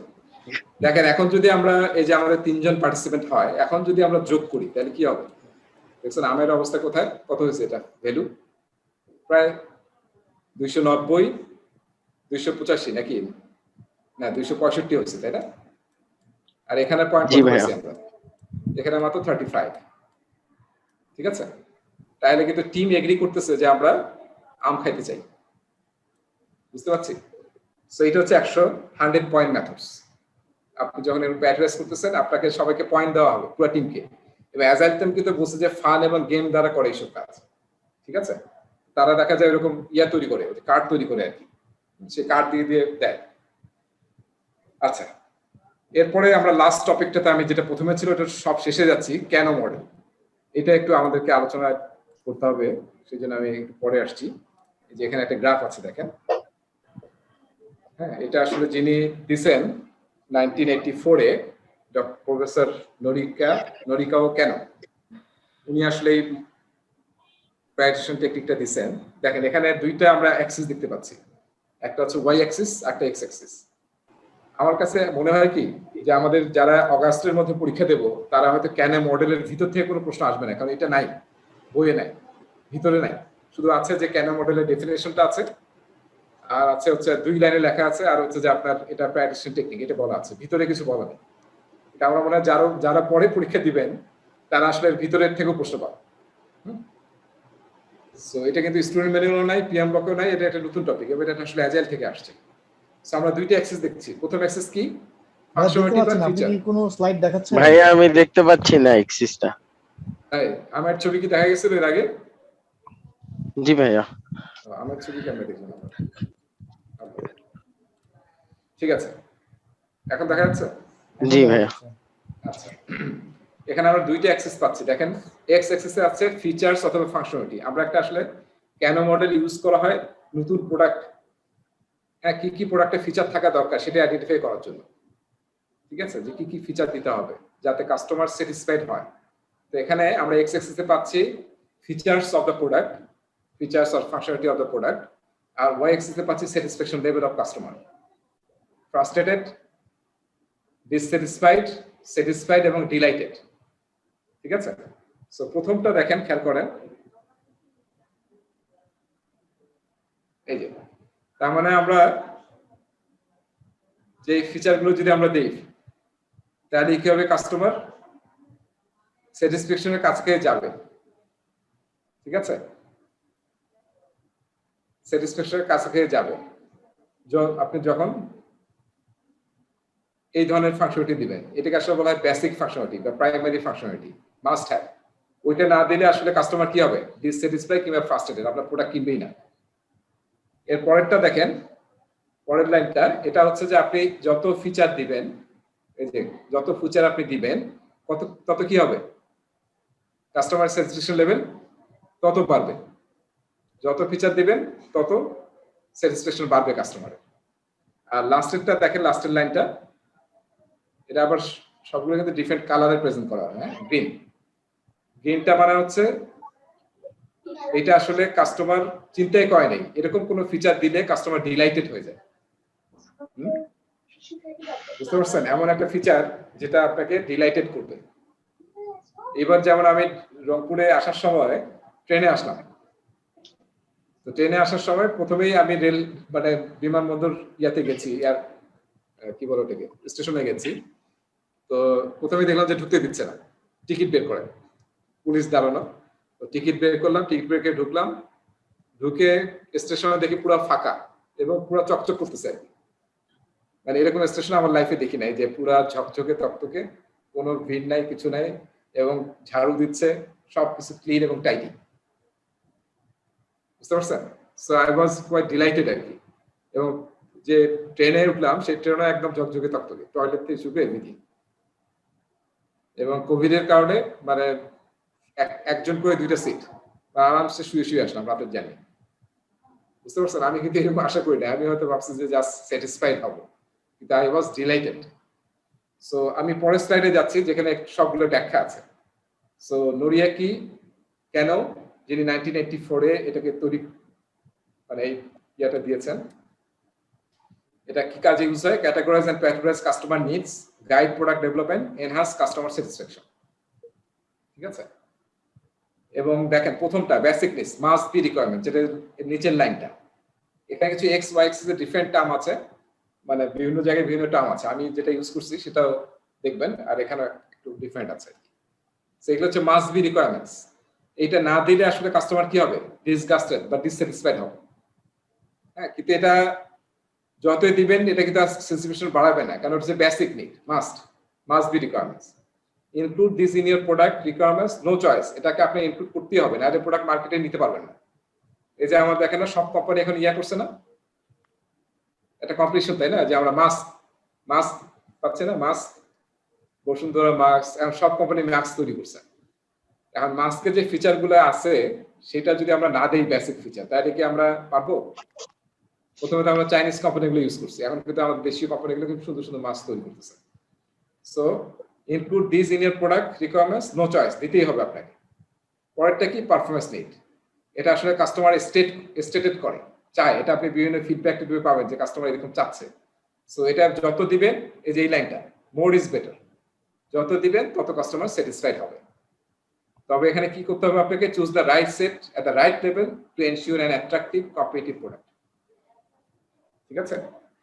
দামের সাথে, তারপরে কাস্টমারের চাহিদার উপরে, এবং কোন জায়গায় আপনি কোন সেগমেন্টে এটা পজিশন করতেছেন প্রোডাক্টটা, তার উপর ডিপেন্ড করে আপনি এই ফিচারগুলো দিবেন, তাহলে স্যাটিসফ্যাকশন বাড়বে। আর পরেরটা কি, ডিলাইটার্স, অ্যাট্রাকটিভ নিডস, আনস্পোকেন, কাস্টমার চিন্তাই করে নাই, নট এক্সপেক্টেড, হঠাৎ দেখা যায় এটার মধ্যে এরকম আছে না, আমরা অনেক সময় কোনো একটা প্যাকেট কিনলাম, কিনে দেখেন যে ওর ভিতরে একটা গিফট আছে। আপনারা কি দেখছেন যে বাচ্চারা যে চিপস খায় বা ইয়া খায়, আপনাদের বাচ্চারা চিপস খায়? জি ভাইয়া খায়। খেয়াল করছেন, বাচ্চারা চিপস খাওয়ার চেয়েও তারা বেশি ইন্টারেস্টেড এর ভিতরে কোন কার্টুনটা আছে বা কোন ছোট্ট একটা প্লাস্টিকের থাকে না, জি। হ্যাঁ, কোনো কার্টুনের হিরো থাকে কিংবা কোনো একটা ছোট্ট গাড়ি, মানে এটা কোনো কাজেরই না। বাট খেয়াল করছেন বাচ্চারা excited about that, not about the সেই খাবার জিনিসটা। দেখছেন মার্কেটিং পলিসি খেয়াল করছেন আপনারা? এই যে কেন মডেল, ওই আরো কিন্তু চিপস আছে যেটার ভিতরে ওই জিনিসটাই সেটা না, ওইটাই কিনতেছে। তারপর আরেকটা খুব ফালতু জিনিস পাওয়া যায় যে ডিমের মতো, কি যেন নাম এটার, ওর ভিতরে খেলনা থাকে, কি যেন নাম, ডিমের মতো, সব দোকানে দেখবেন, অনেক দাম। মানে কিন্ডার জয়। হ্যাঁ কিন্ডার জয়, দেখেন মানে কত দাম, দামটা কিন্তু এক্সেসিভ দাম। ভিতরে যা থাকে এটা ওটার দামের সাথে কোনো কম্পেয়ারই হয় না আমার কাছে মনে হয়। 60 টাকা না 70 টাকা নেয়, ভিতরে বোধহয় 10 টাকার জিনিস, আর কিন্তু একটা ওই যে হিরো বা কিছু একটা ইয়া থাকে আর কি। আমরা হিরো আলম দিলেও ভালো চলতো নাকি? আচ্ছা যাই হোক, এই যে দিস আর দ্য ডিলাইটার্স। তো আপনি যখন প্রোডাক্ট ডিজাইন করবেন তখন কিন্তু এইভাবে আপনি কেন মডেল ইউজ করতে পারেন। ঠিক আছে, দেখেন খুবই কিন্তু ইন্টারেস্টিং জিনিস। এবং আপনারা এখন একটু আমাকে বলেন তো যে আমরা একটু আগে মস্কো বললাম, মস্কোর সাথে কি এটাকে ট্যাগ করা যায়? এই যে তিনটা যে দেখলাম আমরা, মস্কোর সাথে ক্যান উই ট্যাগ দিস? জি ভাইয়া, কি করা যায়, কোনটার সাথে কি করা যায়? প্রথম এটার সাথে মাস্ট এটা মাস্ট, তাই না? Must have. হ্যাঁ, তারপর এটা Good. শুড, শুড, আর যেটা অ্যাট্রাকটিভনেস সেটা কুল। এটা food. ঠিক আছে, এটা না থাকলে কিন্তু এরকম না যে কাস্টমার ডিসস্যাটিসফাইড হয়ে যাবে, নাথিং উইল হ্যাপেন। কারণ এই যে এটার দ্বারা আসলে সে তার স্যাটিসফ্যাকশন বাড়তেছে বা কমতেছে, কিন্তু এটা কিন্তু জাস্ট ডাইরেক্টলি ডিলাইটেড সে। সো এটা কিন্তু আমরা পরে ফলে যখন দেখেন অ্যাজেলের অ্যাপ্রোচ গুলো দেখছেন, মানে আমরা তাহলে কি করবো, আগে মাস্টার দেবো, তারপরে শুরু যাব, তারপরে আমরা এক একটা করে ফিচার দেবো। সবাই কিন্তু এই কাজগুলি করে, দেখবেন প্রোডাক্ট দেখেন মার্কেটে আছে, দেখেন না যে একটা কিনলে আরেকটা ফ্রি, তারপর এইটার সাথে একটা ইয়ে দিয়ে দেয়, তাই না? সাবান কিনলে শ্যাম্পু ফ্রি, ছোট্ট একটা শ্যাম্পু দিয়ে দেয়, অল আর অ্যাকচুয়ালি ডিলাইটার্স। তারপর আপনি যে কমোডের ইয়া কিনবেন, আপনাকে একটা ব্রাশও দিয়ে দিবে, একটা মগ দিয়ে দিবে, দেখছেন নাই? All concepts are taken from this Kano model, এই ধরনের জিনিসগুলো থেকে। আমরাও শিখলাম আজকে, এরপর আমরা ইউজ করবো নাকি? আচ্ছা আসি আমরা এখন, আমরা 9টা বেজে গেছে, আমরা একটু শেষ করার চেষ্টা করি, এটা বেশিক্ষণ লাগবে না। পারফরম্যান্স রিপোর্ট নিয়ে আমাদেরকে নেগোশিয়েট করতে হবে, খুব ইম্পর্টেন্ট, একটু খেয়াল রাখবেন। এই স্লাইডটা অবশ্যই ভালো মতো করবেন, এই স্লাইড থেকে একটা প্রশ্ন আসবে, কি ধরনের পারফরম্যান্স রিপোর্ট আমরা ইউজ করি, পারফরম্যান্স ম্যাট্রিক্স। এই যে পার্সেন্টেজ ওভার কমপ্লিট, তাই না, কত পার্সেন্টেজ ওভার হয়েছে, quality and technical performance matrix, কোয়ালিটির সব রিকোয়ারমেন্ট মিট করছে কিনা সেগুলো দেখি আমরা। তারপরে শিডিউল অ্যাক্টিভিটি ঠিক টাইমে হচ্ছে কিনা বা ব্যাকলগে আছে কিনা, এটাও কিন্তু আমাদের পারফরম্যান্স রিপোর্ট আমরা নিয়ে আসি। চেঞ্জ রিকোয়েস্ট বেশি আসা বা বেশি আসে নাই, বা চেঞ্জ রিকোয়েস্ট গুলো আমরা ঠিকমতো ইমপ্লিমেন্ট করছি কিনা, that can also B A performance রিপোর্টের পার্ট। ডিফেক্টস ভেরি ইম্পর্টেন্ট, এটা একটা প্রশ্ন পাবেন যে ডিফেক্টস দিয়ে আবার কিভাবে পারফরম্যান্স রিপোর্ট হয় নাকি না? ডিফেক্টস কি, হ্যাঁ, ওই না আমরা পারফরম্যান্স মেজার যে আমাদের এই সাইকেলে ডিফেক্টস আসলে আমরা বলছি যে 0.1% এর কম হতে হবে, কিন্তু তার বেশি হয়ে গেলে দ্যাট মিন্স কি, our performance is bad। ঠিক আছে, actual cost, actual duration, plan যেটা ছিল তার সাথে অ্যাকচুয়ালের কি তার পার্থক্য করেছে।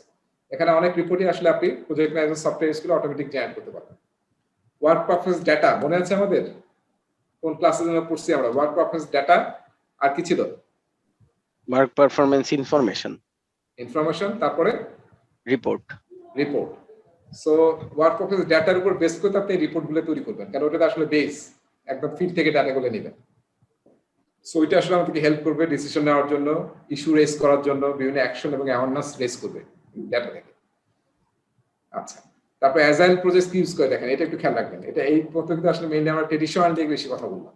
Agile completed and accepted stories, আমরা কোন স্টোরি অ্যাকসেপ্ট করছি যে এই ইটারেশন দেবো, কিন্তু দিন শেষে ইটারেশন শেষ হয়ে গেছে কিন্তু পারি নাই, হতে পারে কিন্তু, তাই না? 5টা স্টোরি নিচ্ছি কিন্তু 4টা হয়েছে। শুরুর দিকে এরকম হবে, আমরা দেখা যায় আমরা স্টোরি বেশি নেব কিন্তু ডেলিভারি কম হয়ে যাবে, যেটা আমরা জানি না টিমের প্রোডাক্টিভিটি। পরে হয়তো 4-5টা ইটারেশন পরে আমরা ভালো নিতে পারবো যে আমরা কয়টা স্টোরি নেওয়া উচিত আমাদের।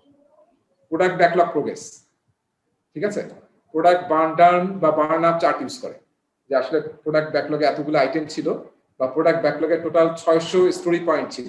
স্টোরি পয়েন্ট নিয়ে আমরা এখনো কথা বলি নাই, স্টোরি পয়েন্ট ছিল স্টোরি পয়েন্ট মানে কি, এক একটা আইটেম ডেলিভারি দিতে কত স্টোরি পয়েন্ট লাগবে।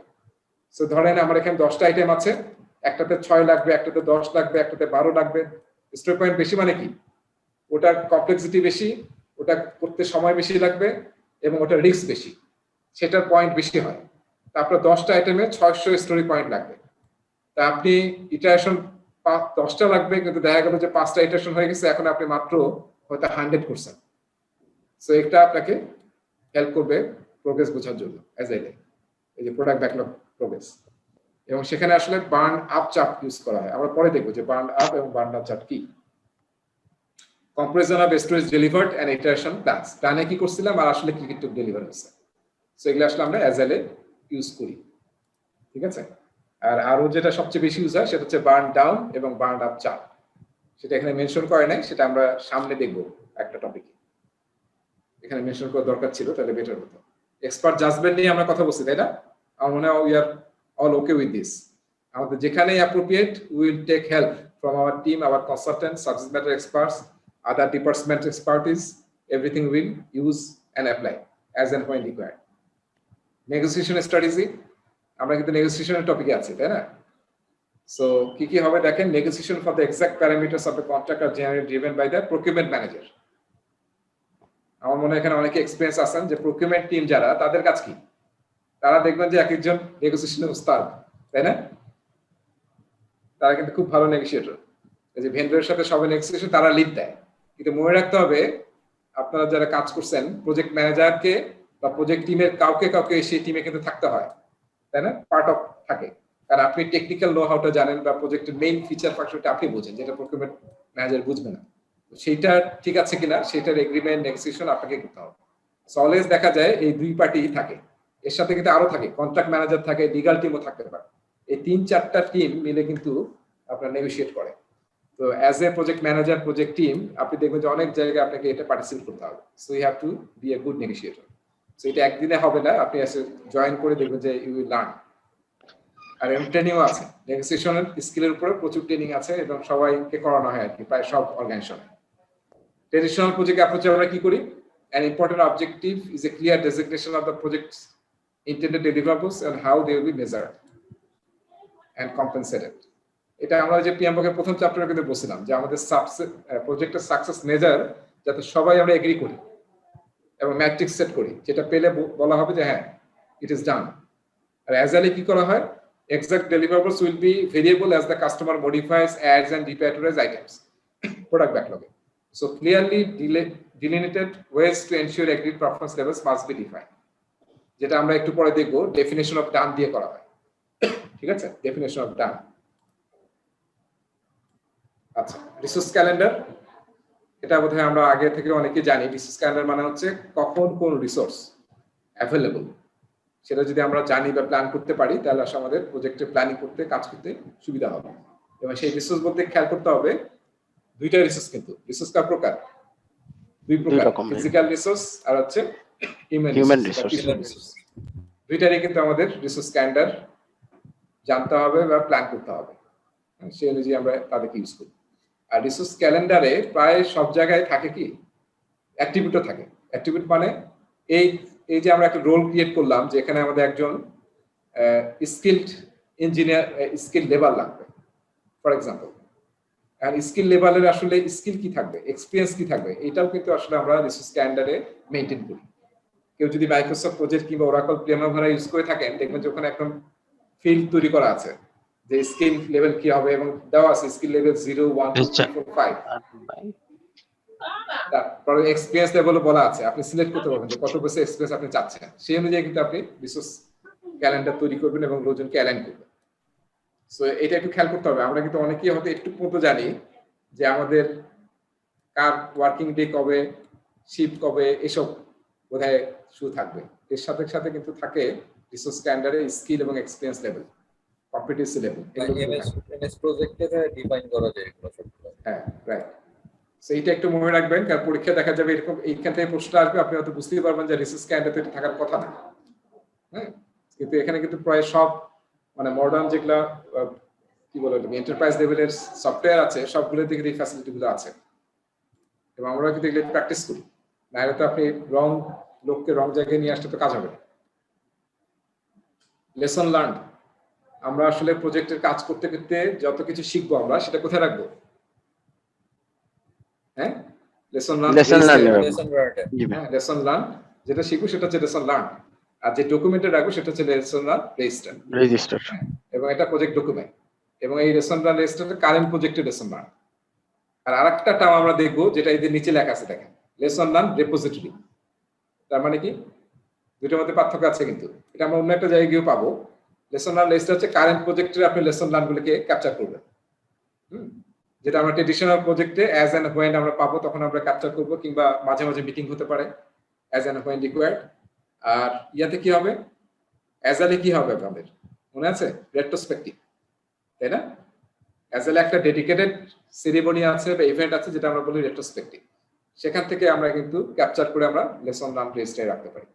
এবং এটা রিপোজিটরি কোনটা? রিপোজিটরি হচ্ছে মানে প্রজেক্ট শেষে আপনি থ্রু আউট দ্য প্রজেক্ট যে লেসন লার্ন গুলো করছেন সেটা আপনি কোথায় রাখবেন? অর্গানাইজেশনের লেসন লার্ন রিপোজিটরিতে রাখবেন। পার্থক্যটা একটু খেয়াল করেন। লেসন লার্ন রেজিস্টার হচ্ছে একটা প্রজেক্টের লেসন লার্ন থাকে, আর লেসন লার্ন রিপোজিটরিতে কি থাকে? অর্গানাইজেশনের সব প্রজেক্টের লেসন লার্ন একটা রিপোজিটরিতে থাকে। বুঝতে পারছি? মাল্টিপল প্রজেক্টের লেসন লার্ন থাকে এবং পুরো অর্গানাইজেশনের রিপোজিটরি হচ্ছে অর্গানাইজেশন। এটা হচ্ছে অর্গানাইজেশন স্পেসিফিক, ওটা হচ্ছে প্রজেক্ট স্পেসিফিক। তার মানে আপনি যখন কোনো একটা নতুন প্রজেক্ট শুরু করবেন তখন আসলে আপনি কোনটার সাথে কনসাল্ট করবেন? রেপোজিটরির সাথে। হ্যাঁ, লেসন লার্ন রিপোজিটরির সাথে। আগের প্রজেক্ট থেকে যে সে ইনফরমেশন এবং লেসন লার্ন আগের প্রজেক্ট ম্যানেজাররা ক্যাপচার করছে, টিম ক্যাপচার করছে, সেটা থেকে আপনি দেখবেন যে আপনার প্রজেক্টে কোনটা হেল্প হবে, সেটা আপনি আপনার প্রজেক্টের লেসন লার্ন রেজিস্টারে নিয়ে আসবেন। ঠিক আছে? শুরুতে ওই লেসন লার্ন রেজিস্টার ধীরে ধীরে আপডেট হতে থাকবে আপনার প্রজেক্টের নতুন লেসন লার্ন দিয়ে। So this is a continuous improvement process. তো অ্যাজাইলেরটা খেয়াল রাখবো আমরা, এই যে নিচেরটা কিন্তু অ্যাজাইলের ব্যাপারে, আর উপরেরটা কিন্তু ট্রেডিশনাল। সব স্লাইডে এরকম দেখবেন একটা টপিকে দুইটা ভাগ কিন্তু আছে, যেহেতু 50-50 অ্যাজাইল এবং ট্রেডিশনাল। অলরাইট, সো আমরা লাস্ট 2-3টা স্লাইড আছে। গো লাইভ ব্ল্যাকআউট টাইমস। ব্ল্যাকআউট কোথায় আমরা অলরেডি জানি, যে আমরা যখন আসলে কোনো গো লাইভে যাই তার আগে আমরা কোথায় যাই? ব্ল্যাকআউট করে দিই, আর কোনো ট্রানজাকশন হবে না, সবকিছু সাসপেন্ড। ওই সময়টা স্টপ করা হয়। এই জন্য বেশিরভাগ যে ট্রানজিশন গুলো হয় বা গো লাইভে যাই আমরা কখন যাই? পিক ট্রানজিশন পিরিয়ডে নাকি গভীর রাতে? রাতে। রাতে কিংবা ছুটির দিনে। দেখবেন যে প্রায় আপনারা হয়তো খেয়াল করছেন যে ঈদের যখন ছুটি হয় তখন দেখবেন প্রায় সব ব্যাংকগুলোই দেখবেন যে বিভিন্ন মেসেজ আসে যে আমাদের ট্রানজাকশন বন্ধ থাকবে, এটিএম বুথ বন্ধ থাকবে, থাকে না? জি না। কারণ এখানে 2-3 দিনের একটা ছুটি আছে এবং এখানে আসলে প্রেশারটা খুব কম থাকে। সো তারা কিন্তু ওই সময় মেজর কাজগুলো করে।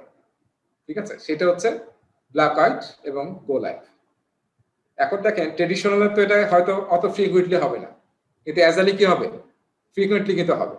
ফলে এইভাবে আপনাকে স্টেক হোল্ডারদের সাথে নেগোশিয়েট করতে হবে, এবং যদি কোনো কিছু লাইভে থাকে তাহলে ওইভাবে কিন্তু নেগোশিয়েট করতে হবে। আর আমরা এখন জানি যে স্পেশালি আইটিতে একটা টার্ম আমরা ইউজ করছি না এখন, সবচেয়ে বেশি ইউজ হচ্ছে আমার মনে হয় এখন। কি টার্ম সেটা?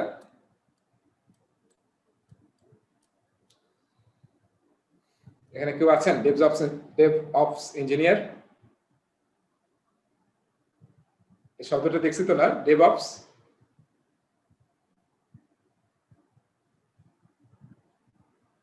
সবাইকে আছেন নাকি? জি ভাই আছি।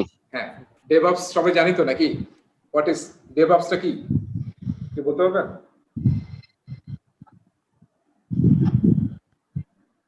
ডেভঅপস কিন্তু দুইটা ওয়ার্ড, একটা হচ্ছে কি ডেভেলপমেন্ট, আর একটা কি অপারেশনস।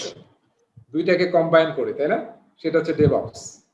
মানে আপনার যাতে, এবং এখন যে সিস্টেমগুলো আছে সেটাতে কি করা হয়, মানে আপনার কিন্তু মানে ডেভেলপমেন্ট হচ্ছে, ইনক্রিমেন্ট তৈরি হচ্ছে, ইমপ্লিমেন্ট হয়ে যাচ্ছে, তাই না? এবং অপারেশন শুরু করতেছে, কাজ করতেছে, এবং এটা কাস্টমার কাছে চলে যাচ্ছে। কাস্টমারের ফিডব্যাক, তারপরে কোনো এরর সাপোর্ট সব অপারেশন টিম দিচ্ছে, একদম সবগুলো কিন্তু একদম ইন্টিগ্রেটেড ডেভঅপস। সো ডেভঅপস লেয়ারের থ্রুতে কিন্তু এখন এরকম করা হচ্ছে। রবিতে আপনারা হয়তো অনেকে জানেন, রবিতে কিন্তু একটা ডিপার্টমেন্ট আছে ডেভঅপস, তাই না? জানেন তানভীর কাজ করছেন কিনা, কে যেন কাজ করছে রবিতে। সো তারা কিন্তু প্রায় শুরুতেই অ্যাডপ্ট করছে ডেভঅপস, ডেভেলপমেন্ট টিম এবং অপারেশন টিমকে এক করে ফেলছে। ঠিক আছে? এবং আমাদের শুধু এক করলেই তো হবে না, এর সাথে সাথে কিন্তু টেকনোলজি কিন্তু অনেক আপডেট হয়ে গেছে, যেটাতে আপনার একদম। এবং এখন একটা জিনিস গত ক্লাস কবে যেন বললাম আমি, যে আসলে এখন কি ওই যে অ্যাজাইলের 3 নম্বর প্রিন্সিপাল যে আমরা ফ্রিকোয়েন্টলি ডেলিভারি করব 2-3 সপ্তাহ বা কয়েক মাসের মধ্যে, মনে আছে একটা প্রিন্সিপাল ছিল অ্যাজাইলের। সেই প্রিন্সিপালটা কিন্তু এখন ট্রু না। ট্রু না কেন? কারণ এখন আসলে আমরা অ্যামাজন, গুগল, ফেসবুক যে চিন্তা করেন এটা কি প্রতি সেকেন্ডে তাদের কি হচ্ছে, রিলিজ হচ্ছে না? প্রতি সেকেন্ডে কিন্তু রিলিজ হচ্ছে, মাল্টিপল রিলিজ হচ্ছে। So how they are managing? So technology এমন জায়গায় গেছে যে আমরা কিন্তু বুঝতে পারছি না যে এর মধ্যে কিন্তু ব্ল্যাক আউট হচ্ছে বা গো লাইভ হচ্ছে, উই আর নট আন্ডারস্ট্যান্ডিং, এমন ভাবে তৈরি হচ্ছে জিনিসটা। সো টেকনোলজি কিন্তু আমাদেরকে এনাবল করছে এই দুইটাকে ইন্টিগ্রেট করার জন্য। এবং এখন আমরা কিন্তু এট এনি টাইম আমরা ব্ল্যাক আউটে যাচ্ছি, লাইভে যাচ্ছি, আমরা কিন্তু যারা কাস্টমার তারা কিন্তু বুঝতে পারছি না। এখান থেকে এই স্লাইড থেকে কিন্তু একটা প্রশ্ন আসবে, হ্যাঁ এই স্লাইড থেকে কিন্তু একটা প্রশ্ন আসবে, কারণ এই দুইটা টার্মে পিএম লোকে ভেবে ছিল না, ব্ল্যাক আউট, গো লাইভ। আচ্ছা, আমরা বোধহয় লাস্ট দুইটা স্লাইড আছে, দেখেন guidelines to participate in negotiation. এই যে প্রজেক্ট ম্যানেজার্স, এটা আগেও পড়ছি আমরা, একই কথা আসছে। প্রজেক্ট ম্যানেজার টিম মেম্বার্স, আপনাদেরকে quite often you have to engage with negotiations with vendor, supplier বা অন্য টিম, স্টেকহোল্ডার। সেই জন্য আপনাকে আসলে জানতে হবে, বুঝতে হবে এবং শিখতে হবে। তারপরে project team can suggest or identify deliverables and milestones, risks and issues, expert judgement, resource requirement কি হবে, সব জায়গায় you can suggest, you can negotiate. একই কথা আমরা বলছি। আচ্ছা, লাস্টে কি, last slide, project agreement objective. কেন আমরা আসলে এই যে টপিকটা পড়তেছি এগ্রিমেন্ট অবজেক্টিভ, এটা বোধহয় আমরা অলরেডি বুঝে গেছি যে যদি আমরা সবাই এগ্রি না করি তাহলে তো আসলে কি হবে। আপনি হয়তো খুব ভালো জিনিস বানালেন কিন্তু স্টেকহোল্ডার ইজ নট হ্যাপি, কারণ আগে থেকে আপনি এগ্রি করেন না যে কি কি ডেলিভারেবল দিবেন এবং ডেলিভারেবল কিভাবে মেজার করা হবে, কেপিআই কি হবে, ম্যাট্রিক্স কি হবে, অ্যাকসেপ্টেন্স ক্রাইটেরিয়া কি হবে। সো ট্রেডিশনাল প্রজেক্টে আমরা কি করি, ডেলিভারেবল গুলো আইডেন্টিফাই করি এবং কাস্টমারের সাথে ফাইনালাইজ করি, ঠিক আছে, এবং অ্যাকসেপ্টেন্স ক্রাইটেরিয়া কাস্টমারের কাছ থেকে নেই, যে এই অ্যাকসেপ্টেন্স ক্রাইটেরিয়া যদি মিট করে তাহলে কাস্টমার অ্যাকসেপ্ট করবে। এবং কাস্টমার যখন ভ্যালিডেট করে, আমরা যেটাকে সফটওয়্যারে বলি, কি বলি, ইউজার অ্যাকসেপ্টেড টেস্ট, ইউআইটি, তাই না? আর এমনি নরমালি প্রায় টেকনিক্যাল ক্ষেত্রে অনেক জায়গায় বলা হয় পিএটি, হ্যাঁ, আরো কয়েকটা টার্ম আছে। সো এগুলো কিসের সাথে মেলানো হয়, যে প্রথমে যে অ্যাকসেপ্টেন্স ক্রাইটেরিয়া সেট করা হয়েছিল ডেলিভারেবল এগেইনস্টে, সেটা আমরা মিলাই কাস্টমারকে দিই, তখন কাস্টমার এগ্রি করে এবং অ্যাকসেপ্ট করে, তারপরে আসলে আমরা পেমেন্ট পাই এবং আমরা লাইভে যাই। আর অ্যাজাইলে কি হয়, অ্যাজাইলে কিন্তু শুধু অ্যাকসেপ্টেন্স ক্রাইটেরিয়া না, অ্যাকসেপ্টেন্স ক্রাইটেরিয়া কোথায় লেখা থাকে কারো মনে আছে? অ্যাকসেপ্টেন্স ক্রাইটেরিয়া লেখা থাকে প্রতিটা স্টোরির পিছনে, প্রতিটা স্টোরি তার পিছনে লেখা থাকে যে স্টোরিটা কি কি ক্রাইটেরিয়া মিট করলে প্রোডাক্ট ওনার, স্পেশালি প্রোডাক্ট ওনার এটা অ্যাকসেপ্ট করবে। আর ডেফিনেশন অফ ডান কি, এটা আসলে মোর দ্যান অ্যাকসেপ্টেন্স ক্রাইটেরিয়া।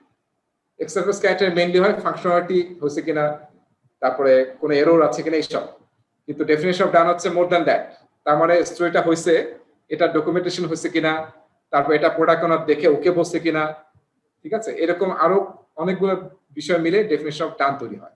এবং ডেফিনেশন অফ ডান কোথায় হয়, স্টোরি লেভেলে হয়, ইটারেশন লেভেলে হয়। বলা থাকে যে ইটারেশনের একটা ইটারেশন কমপ্লিট হচ্ছে, তখন আমরা দেখি যে ডেফিনেশন অফ ডান মিট করছে কিনা এই ইটারেশনের। তার মানে ধরেন আপনি 5টা স্টোরি নিচ্ছেন, 5টা স্টোরি হয়েছে কিনা, 5টা স্টোরির সমস্ত অ্যাকসেপ্টেন্স ক্রাইটেরিয়া মিট হয়েছে কিনা, ডকুমেন্টেশন হয়েছে কিনা, প্রোডাক্ট ওনার দেখছে কিনা, ঠিক আছে, এরকম কয়েকটা ক্রাইটেরিয়া মিলে আমরা ইটারেশনের ডেফিনেশন অফ ডান সেট করি। ইটারেশনের যে বড় কি মনে আছে তো, রিলিজ, তাই না? রিলিজের আন্ডার ইটারেশন থাকে, এরকম রিলিজেরও কিন্তু আমরা ডেফিনেশন অফ ডান সেট করি। আবার পুরো প্রজেক্টেরও আমরা অ্যাজেলে আমরা আসলে প্রজেক্ট শব্দটা হচ্ছে আমরা প্রোডাক্ট ইউজ করি বেশি, প্রোডাক্ট ভিশন বা product life cycle. So project বা প্রোডাক্টের আমরা ডেফিনেশন অফ ডান সেট করি, যেটা আরো উপরে। সো প্রতিটা স্টেজে স্টোরি, ইটারেশন, রিলিজ এবং প্রোডাক্ট লেভেল বা প্রজেক্ট লেভেল সব জায়গায় আমরা ডেফিনেশন অফ ডান সেট করি। এবং সেইটা, এবং আপনারা একটা শব্দ খেয়াল করেন, সেটার নাম হচ্ছে, এটা সংক্ষেপে লিখলে কি হবে, এটা ডিওডি। ডিওটি। আর একটা টার্ম আছে অ্যাজাইলে, সেটাকে বলে ডিওআর। মানে কি,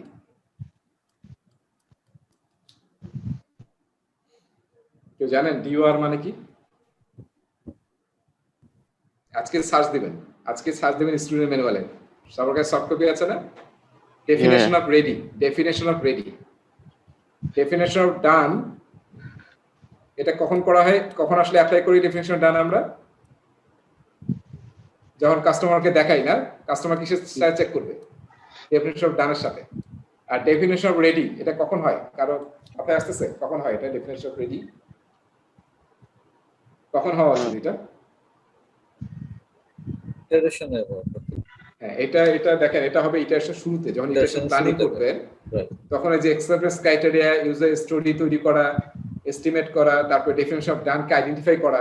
ডেফিনিশন অফ ডান তো চেক করবেন লাস্টে, কিন্তু আইডেন্টিফাই তো করতে হবে যে কি কি, এই যে এখানে আমরা যেটা পড়তেছি আসলে এগ্রিমেন্ট করা আগে প্রোডাক্ট ওনার এবং কাস্টমারের সাথে, সেইটাকে বলা হয় ডেফিনিশন অফ রেডি।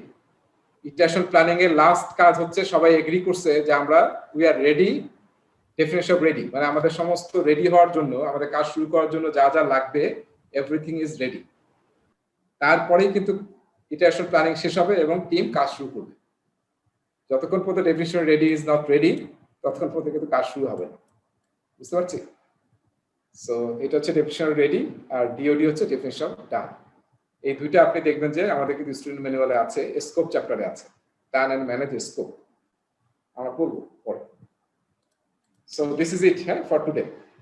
এর শেষেও কিন্তু কয়েকটা প্রশ্ন আছে এবং ডেসক্রিপটিভ প্রশ্ন, আপনি একটু দেখে নেবেন এবং আনসারগুলো একটু দেখে নেবেন। সো আজকে ক্লাস এখানে শেষ। সো 9:30 বেজে গেল, আমি ভাবছি 9টায় শেষ করবো। সো আমি আর কিছুক্ষণ আসি, কোনো প্রশ্ন থাকলে এখানে আসনি, আদারওয়াইজ ক্লাস ইজ ডান, আমাদের ক্লাস শেষ। ভাইয়া আজকের টপিক গুলোর জন্য পিএম বক থেকে কিছু পড়তে হবে? না, এটা পিএম বকে কিছু নাই আসলে। হ্যাঁ, পিএম বকে গ্রাউন্ড রুলস দিয়ে কিছু আছে, কিন্তু ওটা খুবই সংক্ষিপ্ত, ওটার কোনো দরকার নেই এখন। এখানে এত বেশি আছে, পিএম বকের দরকারই নেই। জি ভাইয়া। এই দুইটা টপিক কিন্তু কোনো দরকার নেই, এটা স্টুডেন্ট ম্যানুয়ালি এনাফ আছে এবং এখান থেকে কিন্তু মিনিমাম 7-8টা প্রশ্ন আসবে কিন্তু এই দুইটা টপিক থেকে।